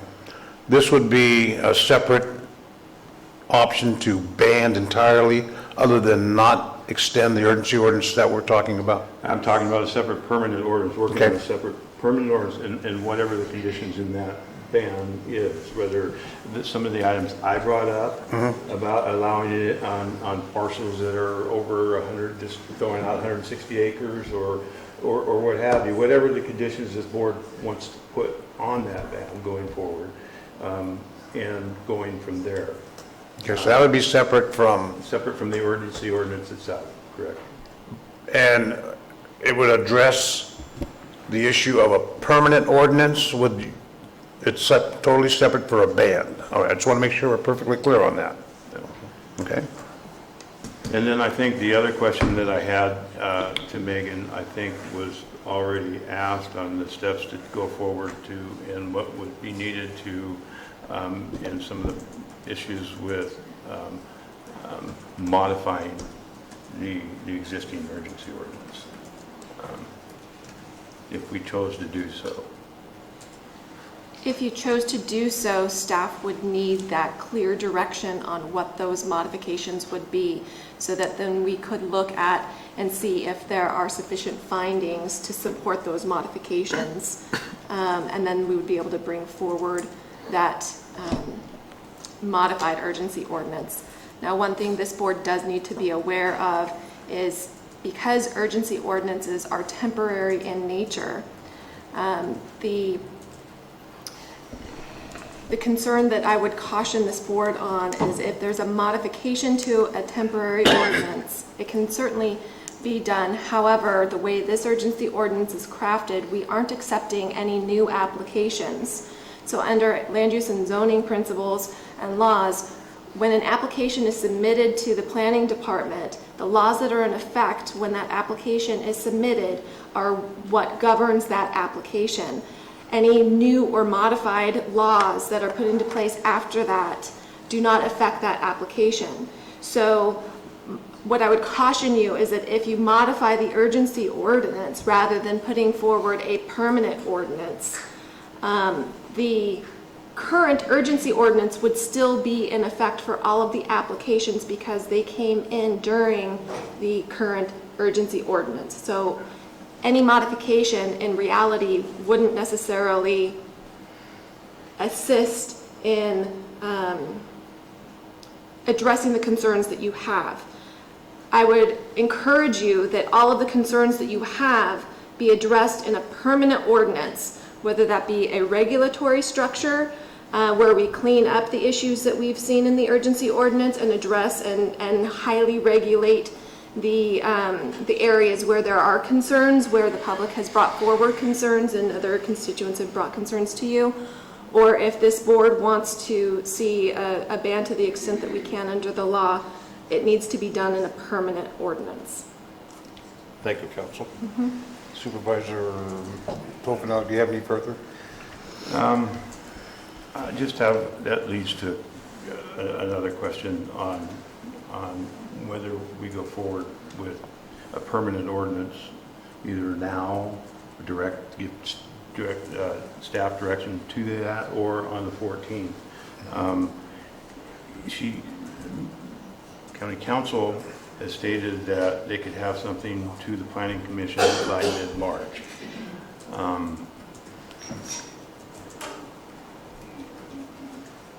I'm guessing that you would have to have some parameters from this board on what exactly that would be crafted into it. Distinct direction right now, if you're going to go forward from this day, if we give a direction to go for this.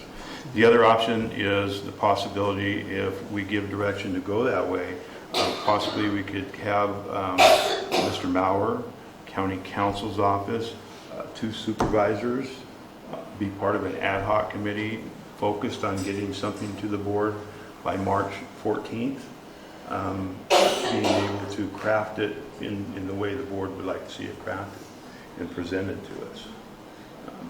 I'm sure they were going to need some direction at some type of along the way to craft this thing, versus calling us all up or sending us an email or having a special meeting to go forward. Just to clarify, when I said staff could probably have something in front of the Planning Commission mid-March, that is if the direction is very clear and we could start drafting today. If this is about having a roundtable, having an ad hoc committee, which I think would be, I do encourage the board, if that is the direction this board wants to go in. It may take more time than middle of March, but if you create an ad hoc committee, you can say, have the ad hoc committee report back to this board by some date certain with recommendations, and then based on those recommendations, you can direct staff to then craft it and process it. Mr. Chairman, if I could add to this discussion a little bit. I think when Megan suggested that we could have something to the Planning Commission in March, a complete ban is something we could do in that time frame. Once we start adding provisions for regulation, we're talking about a project under CEQA. And so we'd have to add that into the time frame. As you know, there is an EIR that's in process right now based on the draft ordinance from the direction of the board a year ago. And that's the project description for that project. Obviously, if you want to change that direction, that's your prerogative. And however you want to go about doing that, that's what we're discussing right now. But once we start allowing it in some place, we have to start looking at the environmental effects of that. It could be that we continue to use the EIR that's in process right now to come up with the final environmental document for whatever permanent ordinance may be adopted. It may be that if the restrictions are such that it's much more limited than what the board had directed us to prepare previously, we could do it under a negative declaration. If it's a complete ban, we could probably find an appropriate exemption that would fit. These are the things we'd have to look at depending on what the ultimate language is of the proposed ordinance. But the more encompassing the proposal is, the more environmental review is necessary. We will be looking at, and the draft EIR should be out probably the end of next month in February, that then allows for an analysis of the environmental effects of an ordinance. It doesn't address the economic effects. That's not a part of CEQA. That's something else that I hear you would like to get.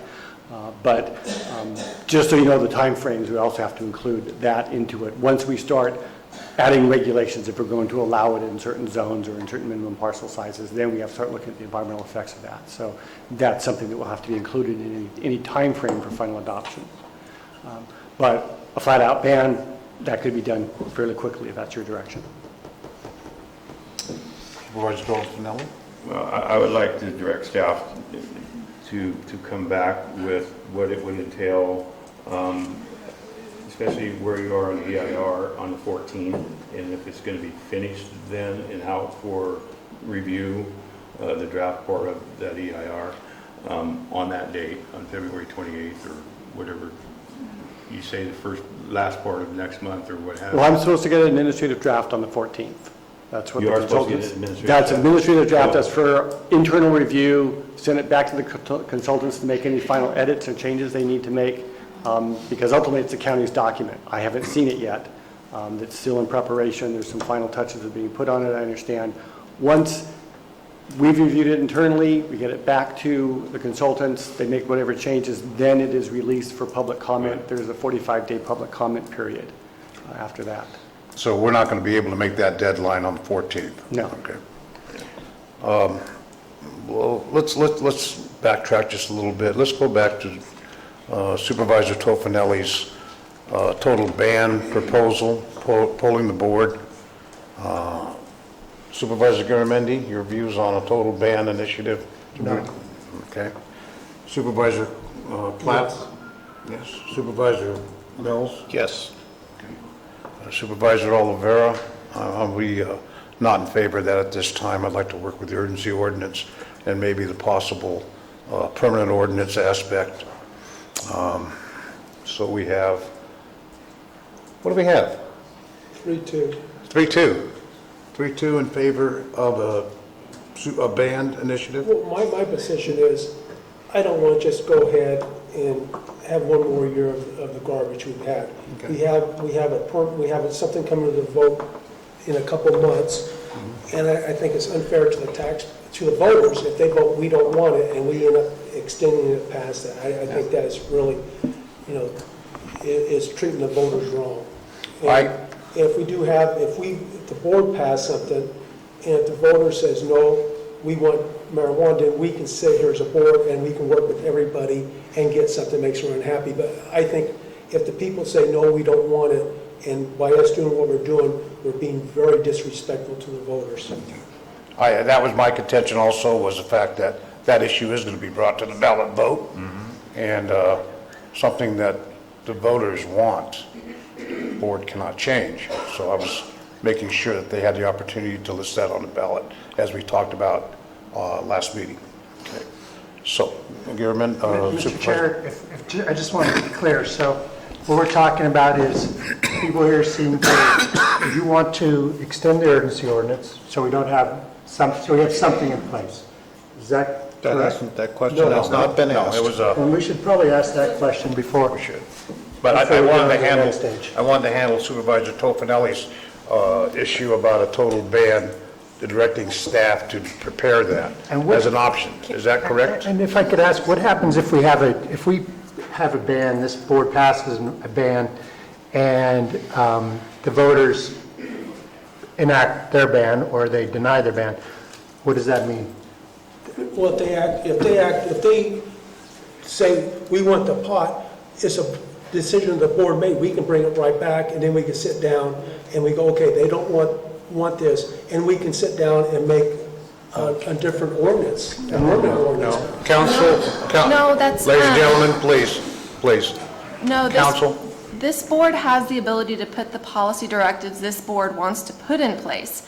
When the ban initiative is considered in May, if it is passed by the people, that would supersede anything that this board put into place prior to the May election. If the ban initiative does not pass in May, then whatever we have on the books would continue. That we could always revisit it any time. Correct, because a board-adopted ordinance can be revisited and modified as this board wishes. But it does not have the ability to modify an initiative. Yeah, I never said it did. I just said if the votes doesn't pass, then we can go ahead and change ours if they turn down the initiatives on the ballot. And is this board willing to respect the will of the people should the ban be voted down? I don't if think. it's voted down, then we have the right to sit down and do it. Because then we'll have to, we either continue the permanent ban we have, or we can sit down and get both sides together and work on it. But right now, by us continuing, we're telling the voters, we don't really care what you think, because this is what you're getting, and yeah, you won, but you get one more year of this madness that's going on now. I just want to make sure that with any ban proposal, we take full account the cost of enforcement. We've talked a lot about cost accounting and various forms of counting money, and I want to make sure that these districts don't walk away from District 2. I think we gave clear direction to come back on the 14th, present us some financials from several different departments. My concerns are, as I mentioned before, we have very limited options that we can do right now. If we modify the emergency ordinance, we've been told that it still doesn't do anything. My concerns are, as I brought up also, was about it being in residential areas. Trying to modify a ban to go around to get to somewhere is going to be very lengthy because we have to go through the EIR and you won't have it in time and so forth. So it's very limited on where we can go from here, at least to get to the vote on May 2nd. And then what's determined after May 2nd, again, if it's defeated and it doesn't pass, then we have the options of coming back. We'll have the EIR done by that time, coming back and looking at what this ordinance that we put in place has the options of changing it and modifying it. Am I not correct? If we pass one and the ban initiative is defeated and our ordinance would be in place after that, we have the option, as you stated, to come back and look at that ordinance and modify that ordinance to fit what options we think are viable for all of us in all of our districts for the county. So you're not talking about passing an ordinance prior to the election? Yes. Yes. You are talking about, Yes. so you're talking about putting a ban in place before the election. Should the ban lose in the election, you will revisit the ordinance. Correct. And what happens in between? What's happening to enforcement when we give back the money? How are we paying for cops? How are we enforcing this at all? Pardon? We're not making any money on it right now. We're losing money on the general fund. Well, we have some money now currently for enforcement. We have Proposition C money coming for enforcement. What are we going to do between now and then? It's an interesting question to answer, and I think the best way to do it is to look at all of the unassociated costs that have been incurred by our various departments in the county, and look at what those were in relation to just the money that we would accrue. I see a differential here that is not sustainable. So that's why we need to see that financials and the cost accounting so that we can put that together. This is a budgetary issue, but it's also a cost of compliance issue. So we can recover our costs. It's just a matter of we need to know what those costs are. And at this point, the urgency ordinance did not well define all of those unassociated costs. It only dealt with the cost of the application processing, which was putting us where we are now. Chair, I would just like to remind this board that if this board were to direct staff to bring forward a permanent ban before the May election is held, the regulatory program fee fund, which still has, I believe, $2.5 million in it, we would have to look at reimbursing all of the funds with all the monies within that fund to the registrants, all of the applicants. And so those funds could not be used to enforce a ban that this board puts into place. I believe, Council, that we need to have a closed session discussion on that.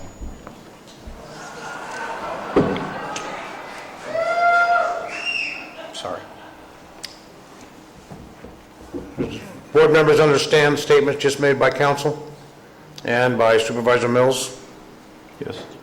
Council, is that a closed session item to be discussed?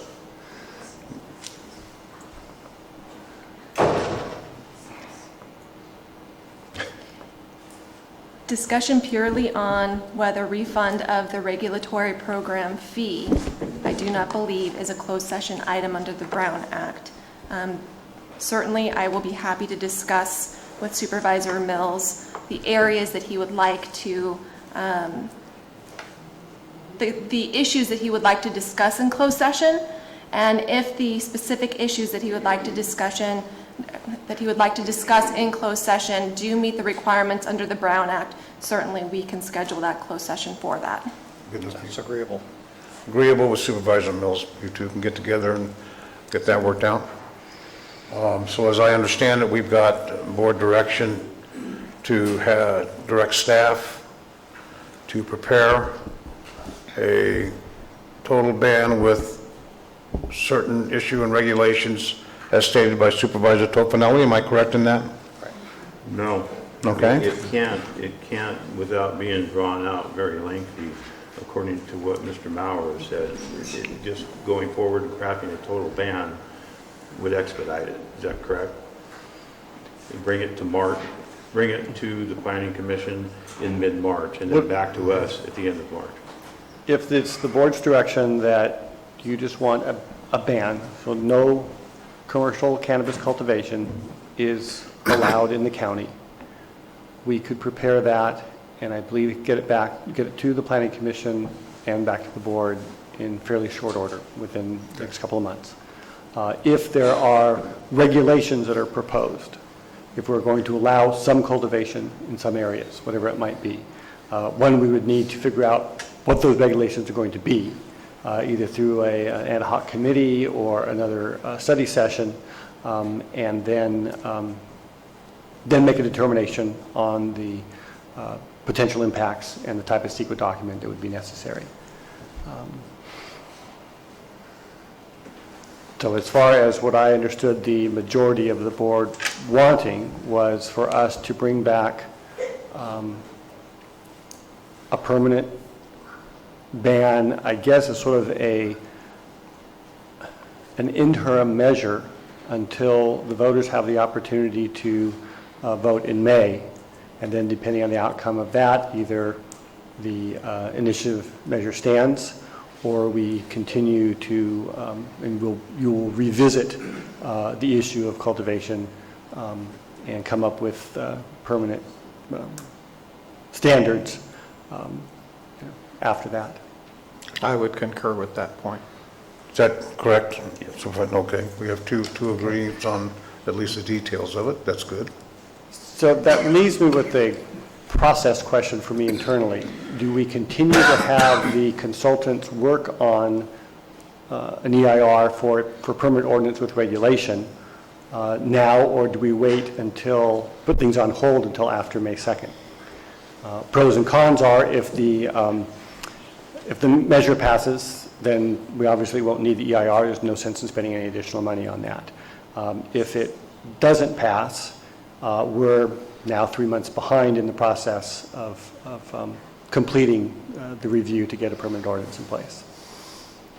Comments, board members? I'd like to see it put on hold. I think that we've already collected the money. This is being paid out of registration fees. I think we continue the work. Supervisor Clapp? There's no impact on the general fund, and we're going to have to give back the money anyway. I want to make also sure everybody understands that with this change, we are going to be making major cuts in the budget this year because we did a lot of things last year on one-time funds. We're talking libraries and cops. Just making sure everybody knows the consequence to what's going to happen to our fund, for our general fund budget. I'm very aware of it. I've been in finances for a lot of years. Supervisor Clapp, comments? I just have something for the 14th, because I don't want to extend it. Supervisor Tofinelli? I think we need to hear from county council on this question. I just want to make sure that it's clear that if the board directs us to draft a ban to the extent that we can under the law, it's not going to be presented to the board on the 14th. So no matter what, the board is still going to have to consider extending the urgency ordinance until a permanent ordinance is adopted, or if it expires, then we will have nothing, and nothing on the books, no express regulations, no express ban, no rules, until a permanent ordinance is actually adopted and effective. That was my point I was about to make. I would concur with Supervisor Garamendi on funding any law enforcement if the ban goes through, and I realize that those activities need and have to be funded for the safety of this county. And severe cuts will probably be in order. So it's a very serious situation, ladies and gentlemen, and board members. So Chair, I really need some clarification because you guys have kind of gone all over the board here. So just to back up a little bit, so to direct staff to draft a ban, I have that Supervisors Tofinelli, Clapp, and Mills want that to happen, and that Supervisors Garamendi and Oliveira do not want it drafted as a total ban. Is that correct? That is correct. Okay. For me. So then the next question we have on the table is whether or not we should put the EIR on hold. And so I think Supervisor Mills said, yes, I want to put that on hold. I believe that Supervisor Clapp concurred. And Supervisor Garamendi said that we should continue with the EIR. I am not sure where Supervisors Tofinelli or yourself stand. I can speak for myself. I want to continue it. Okay, thank you. I would look to continue it. Thank you.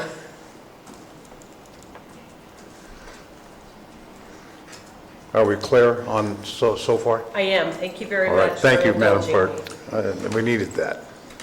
Chair, there's another discussion then that needs to coordinate with this, and that is a cost of service study. I think that it's time for the county to begin to review all of the various agencies within it and determine that we are current with our costs of service, that we're not dipping into the general fund. That will give us some latitude and leeway with the general fund as going forward as we need it. Did we discuss that? No, we have not. I understand that we had requested some exact financial information after the sheriff's presentation. Does that cover the area you're inquiring about? No, sir. Okay. No. All right. So your request is? My request is to have staff begin a cost of service study or analysis, specifically department by department, to determine that our costs are current, our charges are current and in line with our costs of providing the service. Can I speak? certainly. We have a midterm coming up at the end of February, and that should be able to give us some clue, I'm sure, of what our expenditures are and what our intake is on funding. So I think that's the intent of the midterm, Right, is to put us right. there. So, and you'd be able, when you get that report, you'd be able to go through and look at department by department. So it's going to stand out then. Well, I've already seen last year's reports and going back, and I'm just saying that there are specific departments that do have deficiencies in their costs. So I'm just saying, let's get a little bit in front of it if we can. CAO Lopez, comments? Mr. Chairman, Supervisors, as has already been indicated, we intend to bring the mid-year budget to the board on February 28th. I wish I could assure you that we'll be there. I'm comfortable that we will, but I can't assure you that we will. But without that, all we have are the numbers from last year, as well as the mid-year numbers that we will be going through in order to prepare the mid-year report. I cannot bring something to you that's more definitive on February 14th. I will bring to you what you requested earlier, which are the costs of the sheriff, the DA, code inspections, the other affected departments. So you'll know what they are looking at from those departments, but not a complete analysis of the department's current expenditures and needs for the rest of the year. Possibly to put it on a checklist then for somewhere in the near future after we get past the mid-year and realize what specific departments we would be talking about that are dipping into the general fund that really should not need to be. We can identify those very quickly and then start to look at what those changes might be, because I can see there's a revenue stream there that we're losing simply because we're not current with those costs. Supervisor Mills, my concern on that would be, would we have sufficient information to make a decision on the 14th of February? I believe based upon what he's going to give us in the mid-year, yes. Okay. Yes. I want to make sure that that's satisfied. Which, if I may, which will be February 28th at the earliest. That's fine. Okay. We're good with that? Yes. Council, we're good with that? Okay, so Madam Clerk? now we're talking about the cost of service study, specifically department by department, that you are requesting be done. That's going to be done at a later date, but are we still polling the board that they want that? Good point. Good point. Thank you, Supervisor Mills. I'll start with Supervisor Tofinelli. Your position? I'd like to wait till the information we get on February 28th. I think it's going to be a lot of the information he's asking for to us. I don't think they can get anything to us by the 14th when we vote. No. No. Urgency, no. So, you know, after, at least on the 28th, we'll have a good bearing on where we're at, where departments are, and then you could make the suggestions from there after seeing that report on what you'd like to see. Right. Supervisor Garamendi? I'd like to wait for the 28th to hear the CAO's report. Supervisor Clapp? Same. Supervisor Mills? That's fine. I It's on the radar. concur. Supervisor Oliver, our chair, will go with the rest of the opinion of the board. Our next issue that the board needs to provide direction on, where are we?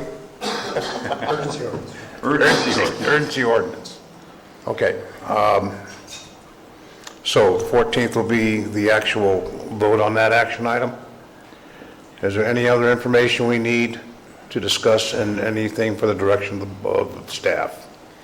I don't believe so. However, one thing that I want the board to be aware of is it's clear that the three supervisors are directing staff to draft a total ban to the extent that we can under the law to bring forward and process on the understanding that if the ban initiative does not pass in May, this board will be looking at different alternatives at potentially modifying that ban. What I want the board to be aware of is the amount of time that it takes to draft and to process and to get public input and to get stakeholder input for a permanent ordinance does take a lot of time. And so certainly staff can move forward with drafting the ban to the extent that we can. However, I would ask the board and poll the board on whether you want to have an internal working group, whether it be a formal ad hoc committee, to at least start discussions so the amount of time between now and May is not lost if the ban is not successful in May. I would like direction from this board on that. Okay, we'll start with Supervisor Clapp, your comments? Why don't you start at the other end? I'll go first. Okay, go ahead, Supervisor Toffenelli. That's not a problem. It's my intent that we go forward with the ban. It's my understanding that what we talked about, and wait until after May, but go through the process to where it would be to us at the end of March, and then go through the process of the 30-day and then become valid. And then after that, after the vote comes from the initiative that's out there for the people, we could base it on our information on that, whether it passes or it doesn't pass. Obviously, if it passes, then it supersedes anything we've done and it becomes law. If it doesn't pass, we already have this ordinance in place, and then we can bring it back to this board based on what the vote was by the people of Calaveras County to make adjustments that we'd like to see in it, such as some of the things I brought up. What the problem is right now with the urgency ordinance and trying to go forward with any of this, even the modifications of this thing right now, is we don't have an EIR, it's not going to be done. The urgency ordinance, we've been given direction or been told to modify it is a big lengthy process that needs findings that you need to go out and substantiate on your findings. So we're very limited in what we can do here going forward. So my opinion is that's what we do, and if it takes an ad hoc committee, I don't want to see an ad hoc committee with all kinds of people on it, because I've been down that road before, and it just goes on and on. March comes and well, we're not done yet. We can't agree on this, we can't agree on that. I think if you have a small group to give direction on where to go, of maybe 4 or 5 people, and go from there, I think it's viable to get to Planning Commission in mid-March and then back to us. So that's my thoughts on it. An ad hoc committee is not needed with this direction. If we're just drafting a ban to the extent that we can under the law, an ad hoc committee is not necessary. What I'm looking for is whether this board wants to create an ad hoc committee to run on parallel tracks. We are, based on the direction of this board, drafting a ban to the extent that we can, but have an ad hoc committee start discussions now, so that if we get to a point where the ban initiative is not passed in May, we will have at least some discussions of how we would want modifications made. What are the major concerns that have been brought forward? How do we want to? So we'd be that far ahead when that time comes, if it does come. Exactly. So I'm in favor of that. I'm in favor of that, sure. Okay. Supervisor Garamendi? I'm in favor of it, and I would strongly recommend that I serve on that ad hoc committee if there are members from the Board of Supervisors, since this primarily, 70% of this is going to impact my district. Understand? Thank you. Supervisor Clapp, comments? I agree. Supervisor Mills? I agree, and I would also like to be on that committee if possible. I have a couple comments on that. I am not in favor of an ad hoc committee. I think that should be publicly addressed at a Board of Supervisors, maybe a study session.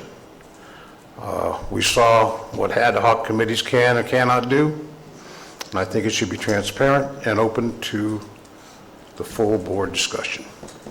But I do agree with preparing, running parallel, and doing the best we can to get a head start, which way the vote goes. I'd also like to say that I want to justify my position, and may be misinterpreted, that I am not for the cultivation of cannabis, and I want to make sure people understand that, without strict regulation and control. That is going to lead to our public safety issues. That is my #1 priority. I think I share that with some board members here. We got to make Calaveras safe, ladies and gentlemen, whether we have cannabis here or not. It has to be safe. Is that clear enough for staff as far as direction goes, council, Madam Clerk? Mr. Mauer, do you have any questions on that? Just trying to take it all in. Yeah, it's a lot. Yes, I do think we understand. So one question on the preparation of the ban ordinance. Would that be a total ban other than what is allowed under Under the law. under state law? So beyond that, so as far as personal or caregiver cultivation, would all apply? Okay, I just want to make sure, so as we prepare that and take it to the planning commission, that we're abiding by your direction. Thank you. And just so I'm going to reiterate it one more time. This is contingent on the vote of the people in May, the ballot vote in May. Any confusion? Let me know now, please. Okay, next issue. Madam Clerk, are you clear on that and what we need to do? I am. Any further from the board? Still need to take on the urgency ordinance. I'm sorry, what's that? We haven't polled on the urgency ordinance. Oh, we need to poll on the urgency ordinance, that's correct. We need to poll to the extension of it. We need to make a decision as a board to provide direction on the extension of the existing urgency ordinance, and I'm going to start with Supervisor Clapp this time. Any comments? You're talking about extending it. 30 days to get the... I would suggest that we extend it for the allowable amount of time. It's my understanding, and please correct me if I'm inaccurate, counsel, that we can extend it up to a year. But any action taken by the board and/or the ballot, the people, would seriously affect that extension, and that would become law, even if it's in with that year period. Am I correct on that? That is correct. Okay. And just so this board is aware, under the urgency ordinance rules, under the government code, the board can only make a certain amount of extensions. So you only have, this is the last extension that this board can make. The prior board had made the extension, didn't utilize the full amount of time under the urgency ordinance law. This urgency ordinance could have been extended until May 10th of 2017. The prior board only extended it to February 14th to allow this board to weigh in on it. The second extension is for 1 year's time. Beyond that, we can't extend it any further. So I would encourage that the extension be for the 1 year, the amount of time that we can. Certainly any permanent ordinance that is adopted before that year's time or an initiative that is passed would supersede that and would take precedent over that. Okay. Before I finish the poll, does everybody understand what Council just said about the extension of a 1 year time? And I would concur with that. Depending on the outcome, as soon as we adopt something, whether it's the permanent ordinance, permanent ban as you're directing us to make, the election, or a regulatory ordinance later on, the urgency ordinance ends by operation of law. So as soon as a permanent ordinance is adopted, that urgency ordinance goes away. But if for some reason, it takes us time to get down through sort of the worst case scenario timing wise, and if we run out of time because we've shortchanged ourselves to get that, then we're again left with the situation where we may not have any regulation in place. So I think it's very important that we have something, as flawed as it may be, is better than nothing, in my opinion. I just want, I would go a couple months, that's the best, because we'll be sitting here next year talking the same thing, what we're going to do now. And they just said they could probably have something in a couple months. And so it's on you to get it done. Okay. Supervisor Mills? I would only extend long enough to where a permanent ordinance is in place. The ban ordinance, if that's what we're going to do, and that's where it'll die anyway, so that's as far as I would want to go with it. Supervisor Tofinelli? So how far is that? He said 2 Couple months. Conceivably. Okay, I'm not going to pin you down to the chair and say that's what it's got to be. Well, I mean, the shortest time frame, but I don't know what's going to happen 2 months from now. No, none of us do. If the county, if the ordinance is challenged for some reason, what happens then? As a safety measure for the county, if we're willing to keep it in place for another 2 months, we ought to just extend it the maximum amount of time so that if something happens that we can't foresee right now, we have something to fall back on. It's not an excuse to not do anything for a year. We will be moving forward. But it is in the event that something happens that it doesn't get adopted, it gets delayed, it gets challenged legally, we have something in place still to fall back on. I don't know, when I get my contracts and stuff, I have deadlines on that. And if I don't make that deadline, I start paying money. I imagine Gary could probably tell you the same thing. So the real world, we work on time schedules. It's not if, when, is, it's a, you know, it's your job. I mean, what's your time frame? I mean, I can tell you, you're doing it, and you're saying that you don't know. I mean, 1 minute we're saying it's 60 days, and now maybe a year?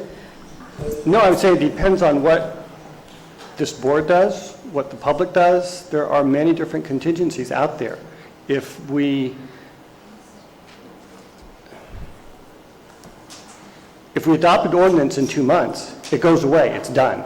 And that is our intent, that is the direction that you have given us. If we do not provide you with a permanent ban ordinance, then we haven't done our job. No, that's what I'm asking you. But if for some reason, beyond our control, it gets delayed, and suddenly we are facing a situation where none of us have control over that final adoption date, but the urgency ordinance expires, then we are left with a vacuum. And so why hamstring ourselves unnecessarily, creating a potential vacuum when we have the ability to extend it for a full year, even though we don't need the full year. Hopefully we won't need the full year. But in case something happens, it doesn't harm us. It's not going to put any less pressure on me to get that done. You guys are my bosses. I go by your direction. And the direction is to bring back a permanent ban as quickly as possible. That's what I will be doing. So, we're still in this discussion right here.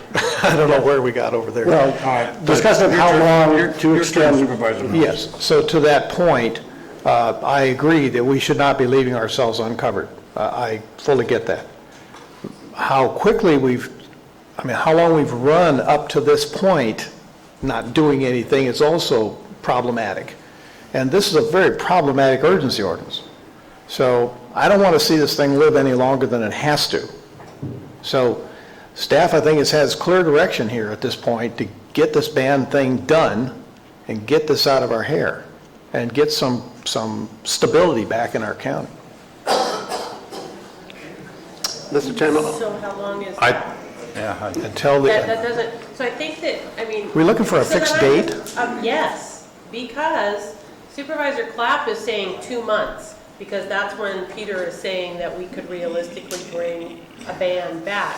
But I think that what I'm hearing Peter to say is that, I'll say the bad word, so say we have a fire and we can't address this issue, and we have only given ourselves 2 months, and we can't extend any more. Thank you for your input. I think the key here, though, is that if we extend it for a year, we don't then allow ourselves the latitude to not move forward. As long as we clearly understand we are going to move forward, and knowing that, that's the timeline that we're going to work on. And so, if it's a case of extending it long enough to get that permanent ordinance in place, the timeline is left to staff to try to figure out how quickly that can happen. Or the May ballot will figure it for us. I think that what staff is wanting clarification on is that this board is in fact, or is not in fact, willing to extend the urgency ordinance for the amount of time that we have under the law. That doesn't stop staff from taking the direction that you've given today and processing it as quickly as possible. If a permanent ordinance were adopted and effective in 3-4 months' time, then whether you extend it for a year or 2 months is irrelevant, because when it's adopted, it takes precedent. What staff is concerned about is if you say we're only going to extend it for 2 months' time, and something happens where it's brought back and it takes 2.5 months' time to come to this board, and then it goes into effect 30 days later, there is a gap. So rather than having a gap, allowing the full amount of time that we have under the law to extend it, and then staff will move forward with the direction of this board as quickly as possible. Okay. Mr. Chairman, Wait, if I could add, I hate to confuse it, but 2 months from now is ahead of the vote that's scheduled for May 2nd. Yes, it is. If the board were to give us the opportunity to extend it for up to a year with direction that we come back to you on a monthly basis, giving you an update as to where we are, so there's no concern as to whether or not other issues are taking precedent. We think we can proceed in a couple of months, but much would prefer to have that opportunity to come back to you monthly to let you know where we are. Okay, thank you, CEO Lopez. We still have 3 supervisors to hear from on this issue. Supervisor Tofinelli. Yeah, Chair, I think this conversation is irrelevant. It's not the 14th. We don't need to poll. We've already gave direction. What do we, this is a conversation for the 14th when we're going to vote on this thing and how we're going to do it. So to me, giving them direction on what we're going to do it's irrelevant right now. It's a moot point. Yeah. We've already given direction. And so we'll bring that issues back on the 14th to us when it comes to a vote on what we as supervisors, each one of us would like to see or do on the length of time of it. I understand completely what staff is saying. It's like an insurance policy that you're asking us to write for a year. It can be bought out at any time by any action of us adopting an ordinance or at the polling place on May 2nd and being adopted by the public. It becomes a moot point. But in the meantime, you're asking to show the reality that it is like an insurance policy. If something happens between now and then, we at least have it a year. Don't cut it short and leave us hanging. So I understand that, and I think we should take the time in the next 2 weeks before the 14th to consider those options before us. And when we come here on the 14th and ask for a vote, then we can have those conversations. Thank you, Supervisor Tofinelli. Supervisor Garamendi. So I just want to make sure that, I mean, it sounds like, from 2 months to a year, nobody's talking about doing nothing, right? Because that's falling off the cliff. We're talking about timeline for how long we did it. Am I correct in that? Mr. Klein? Yeah, Okay, I would agree with you. Okay. Mr. Maurer? I didn't want to, join hands with Thelma Louise right over the edge. Yes, I support extending as long as we can.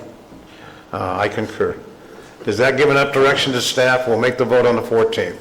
Certainly, the resolution, staff will have the resolution part of the board packet, and we will include it to the extent that we can under the law. If this board directs staff differently on the 14th, we can modify the resolution at that time. You good with that? Yeah, that's fine. Good with that, gentlemen? Yeah. That's fine. Is there any other issue we need to discuss? Ladies and gentlemen, thank you very much. I hope it was very constructive for all of us. We'll see you back here tonight at 6.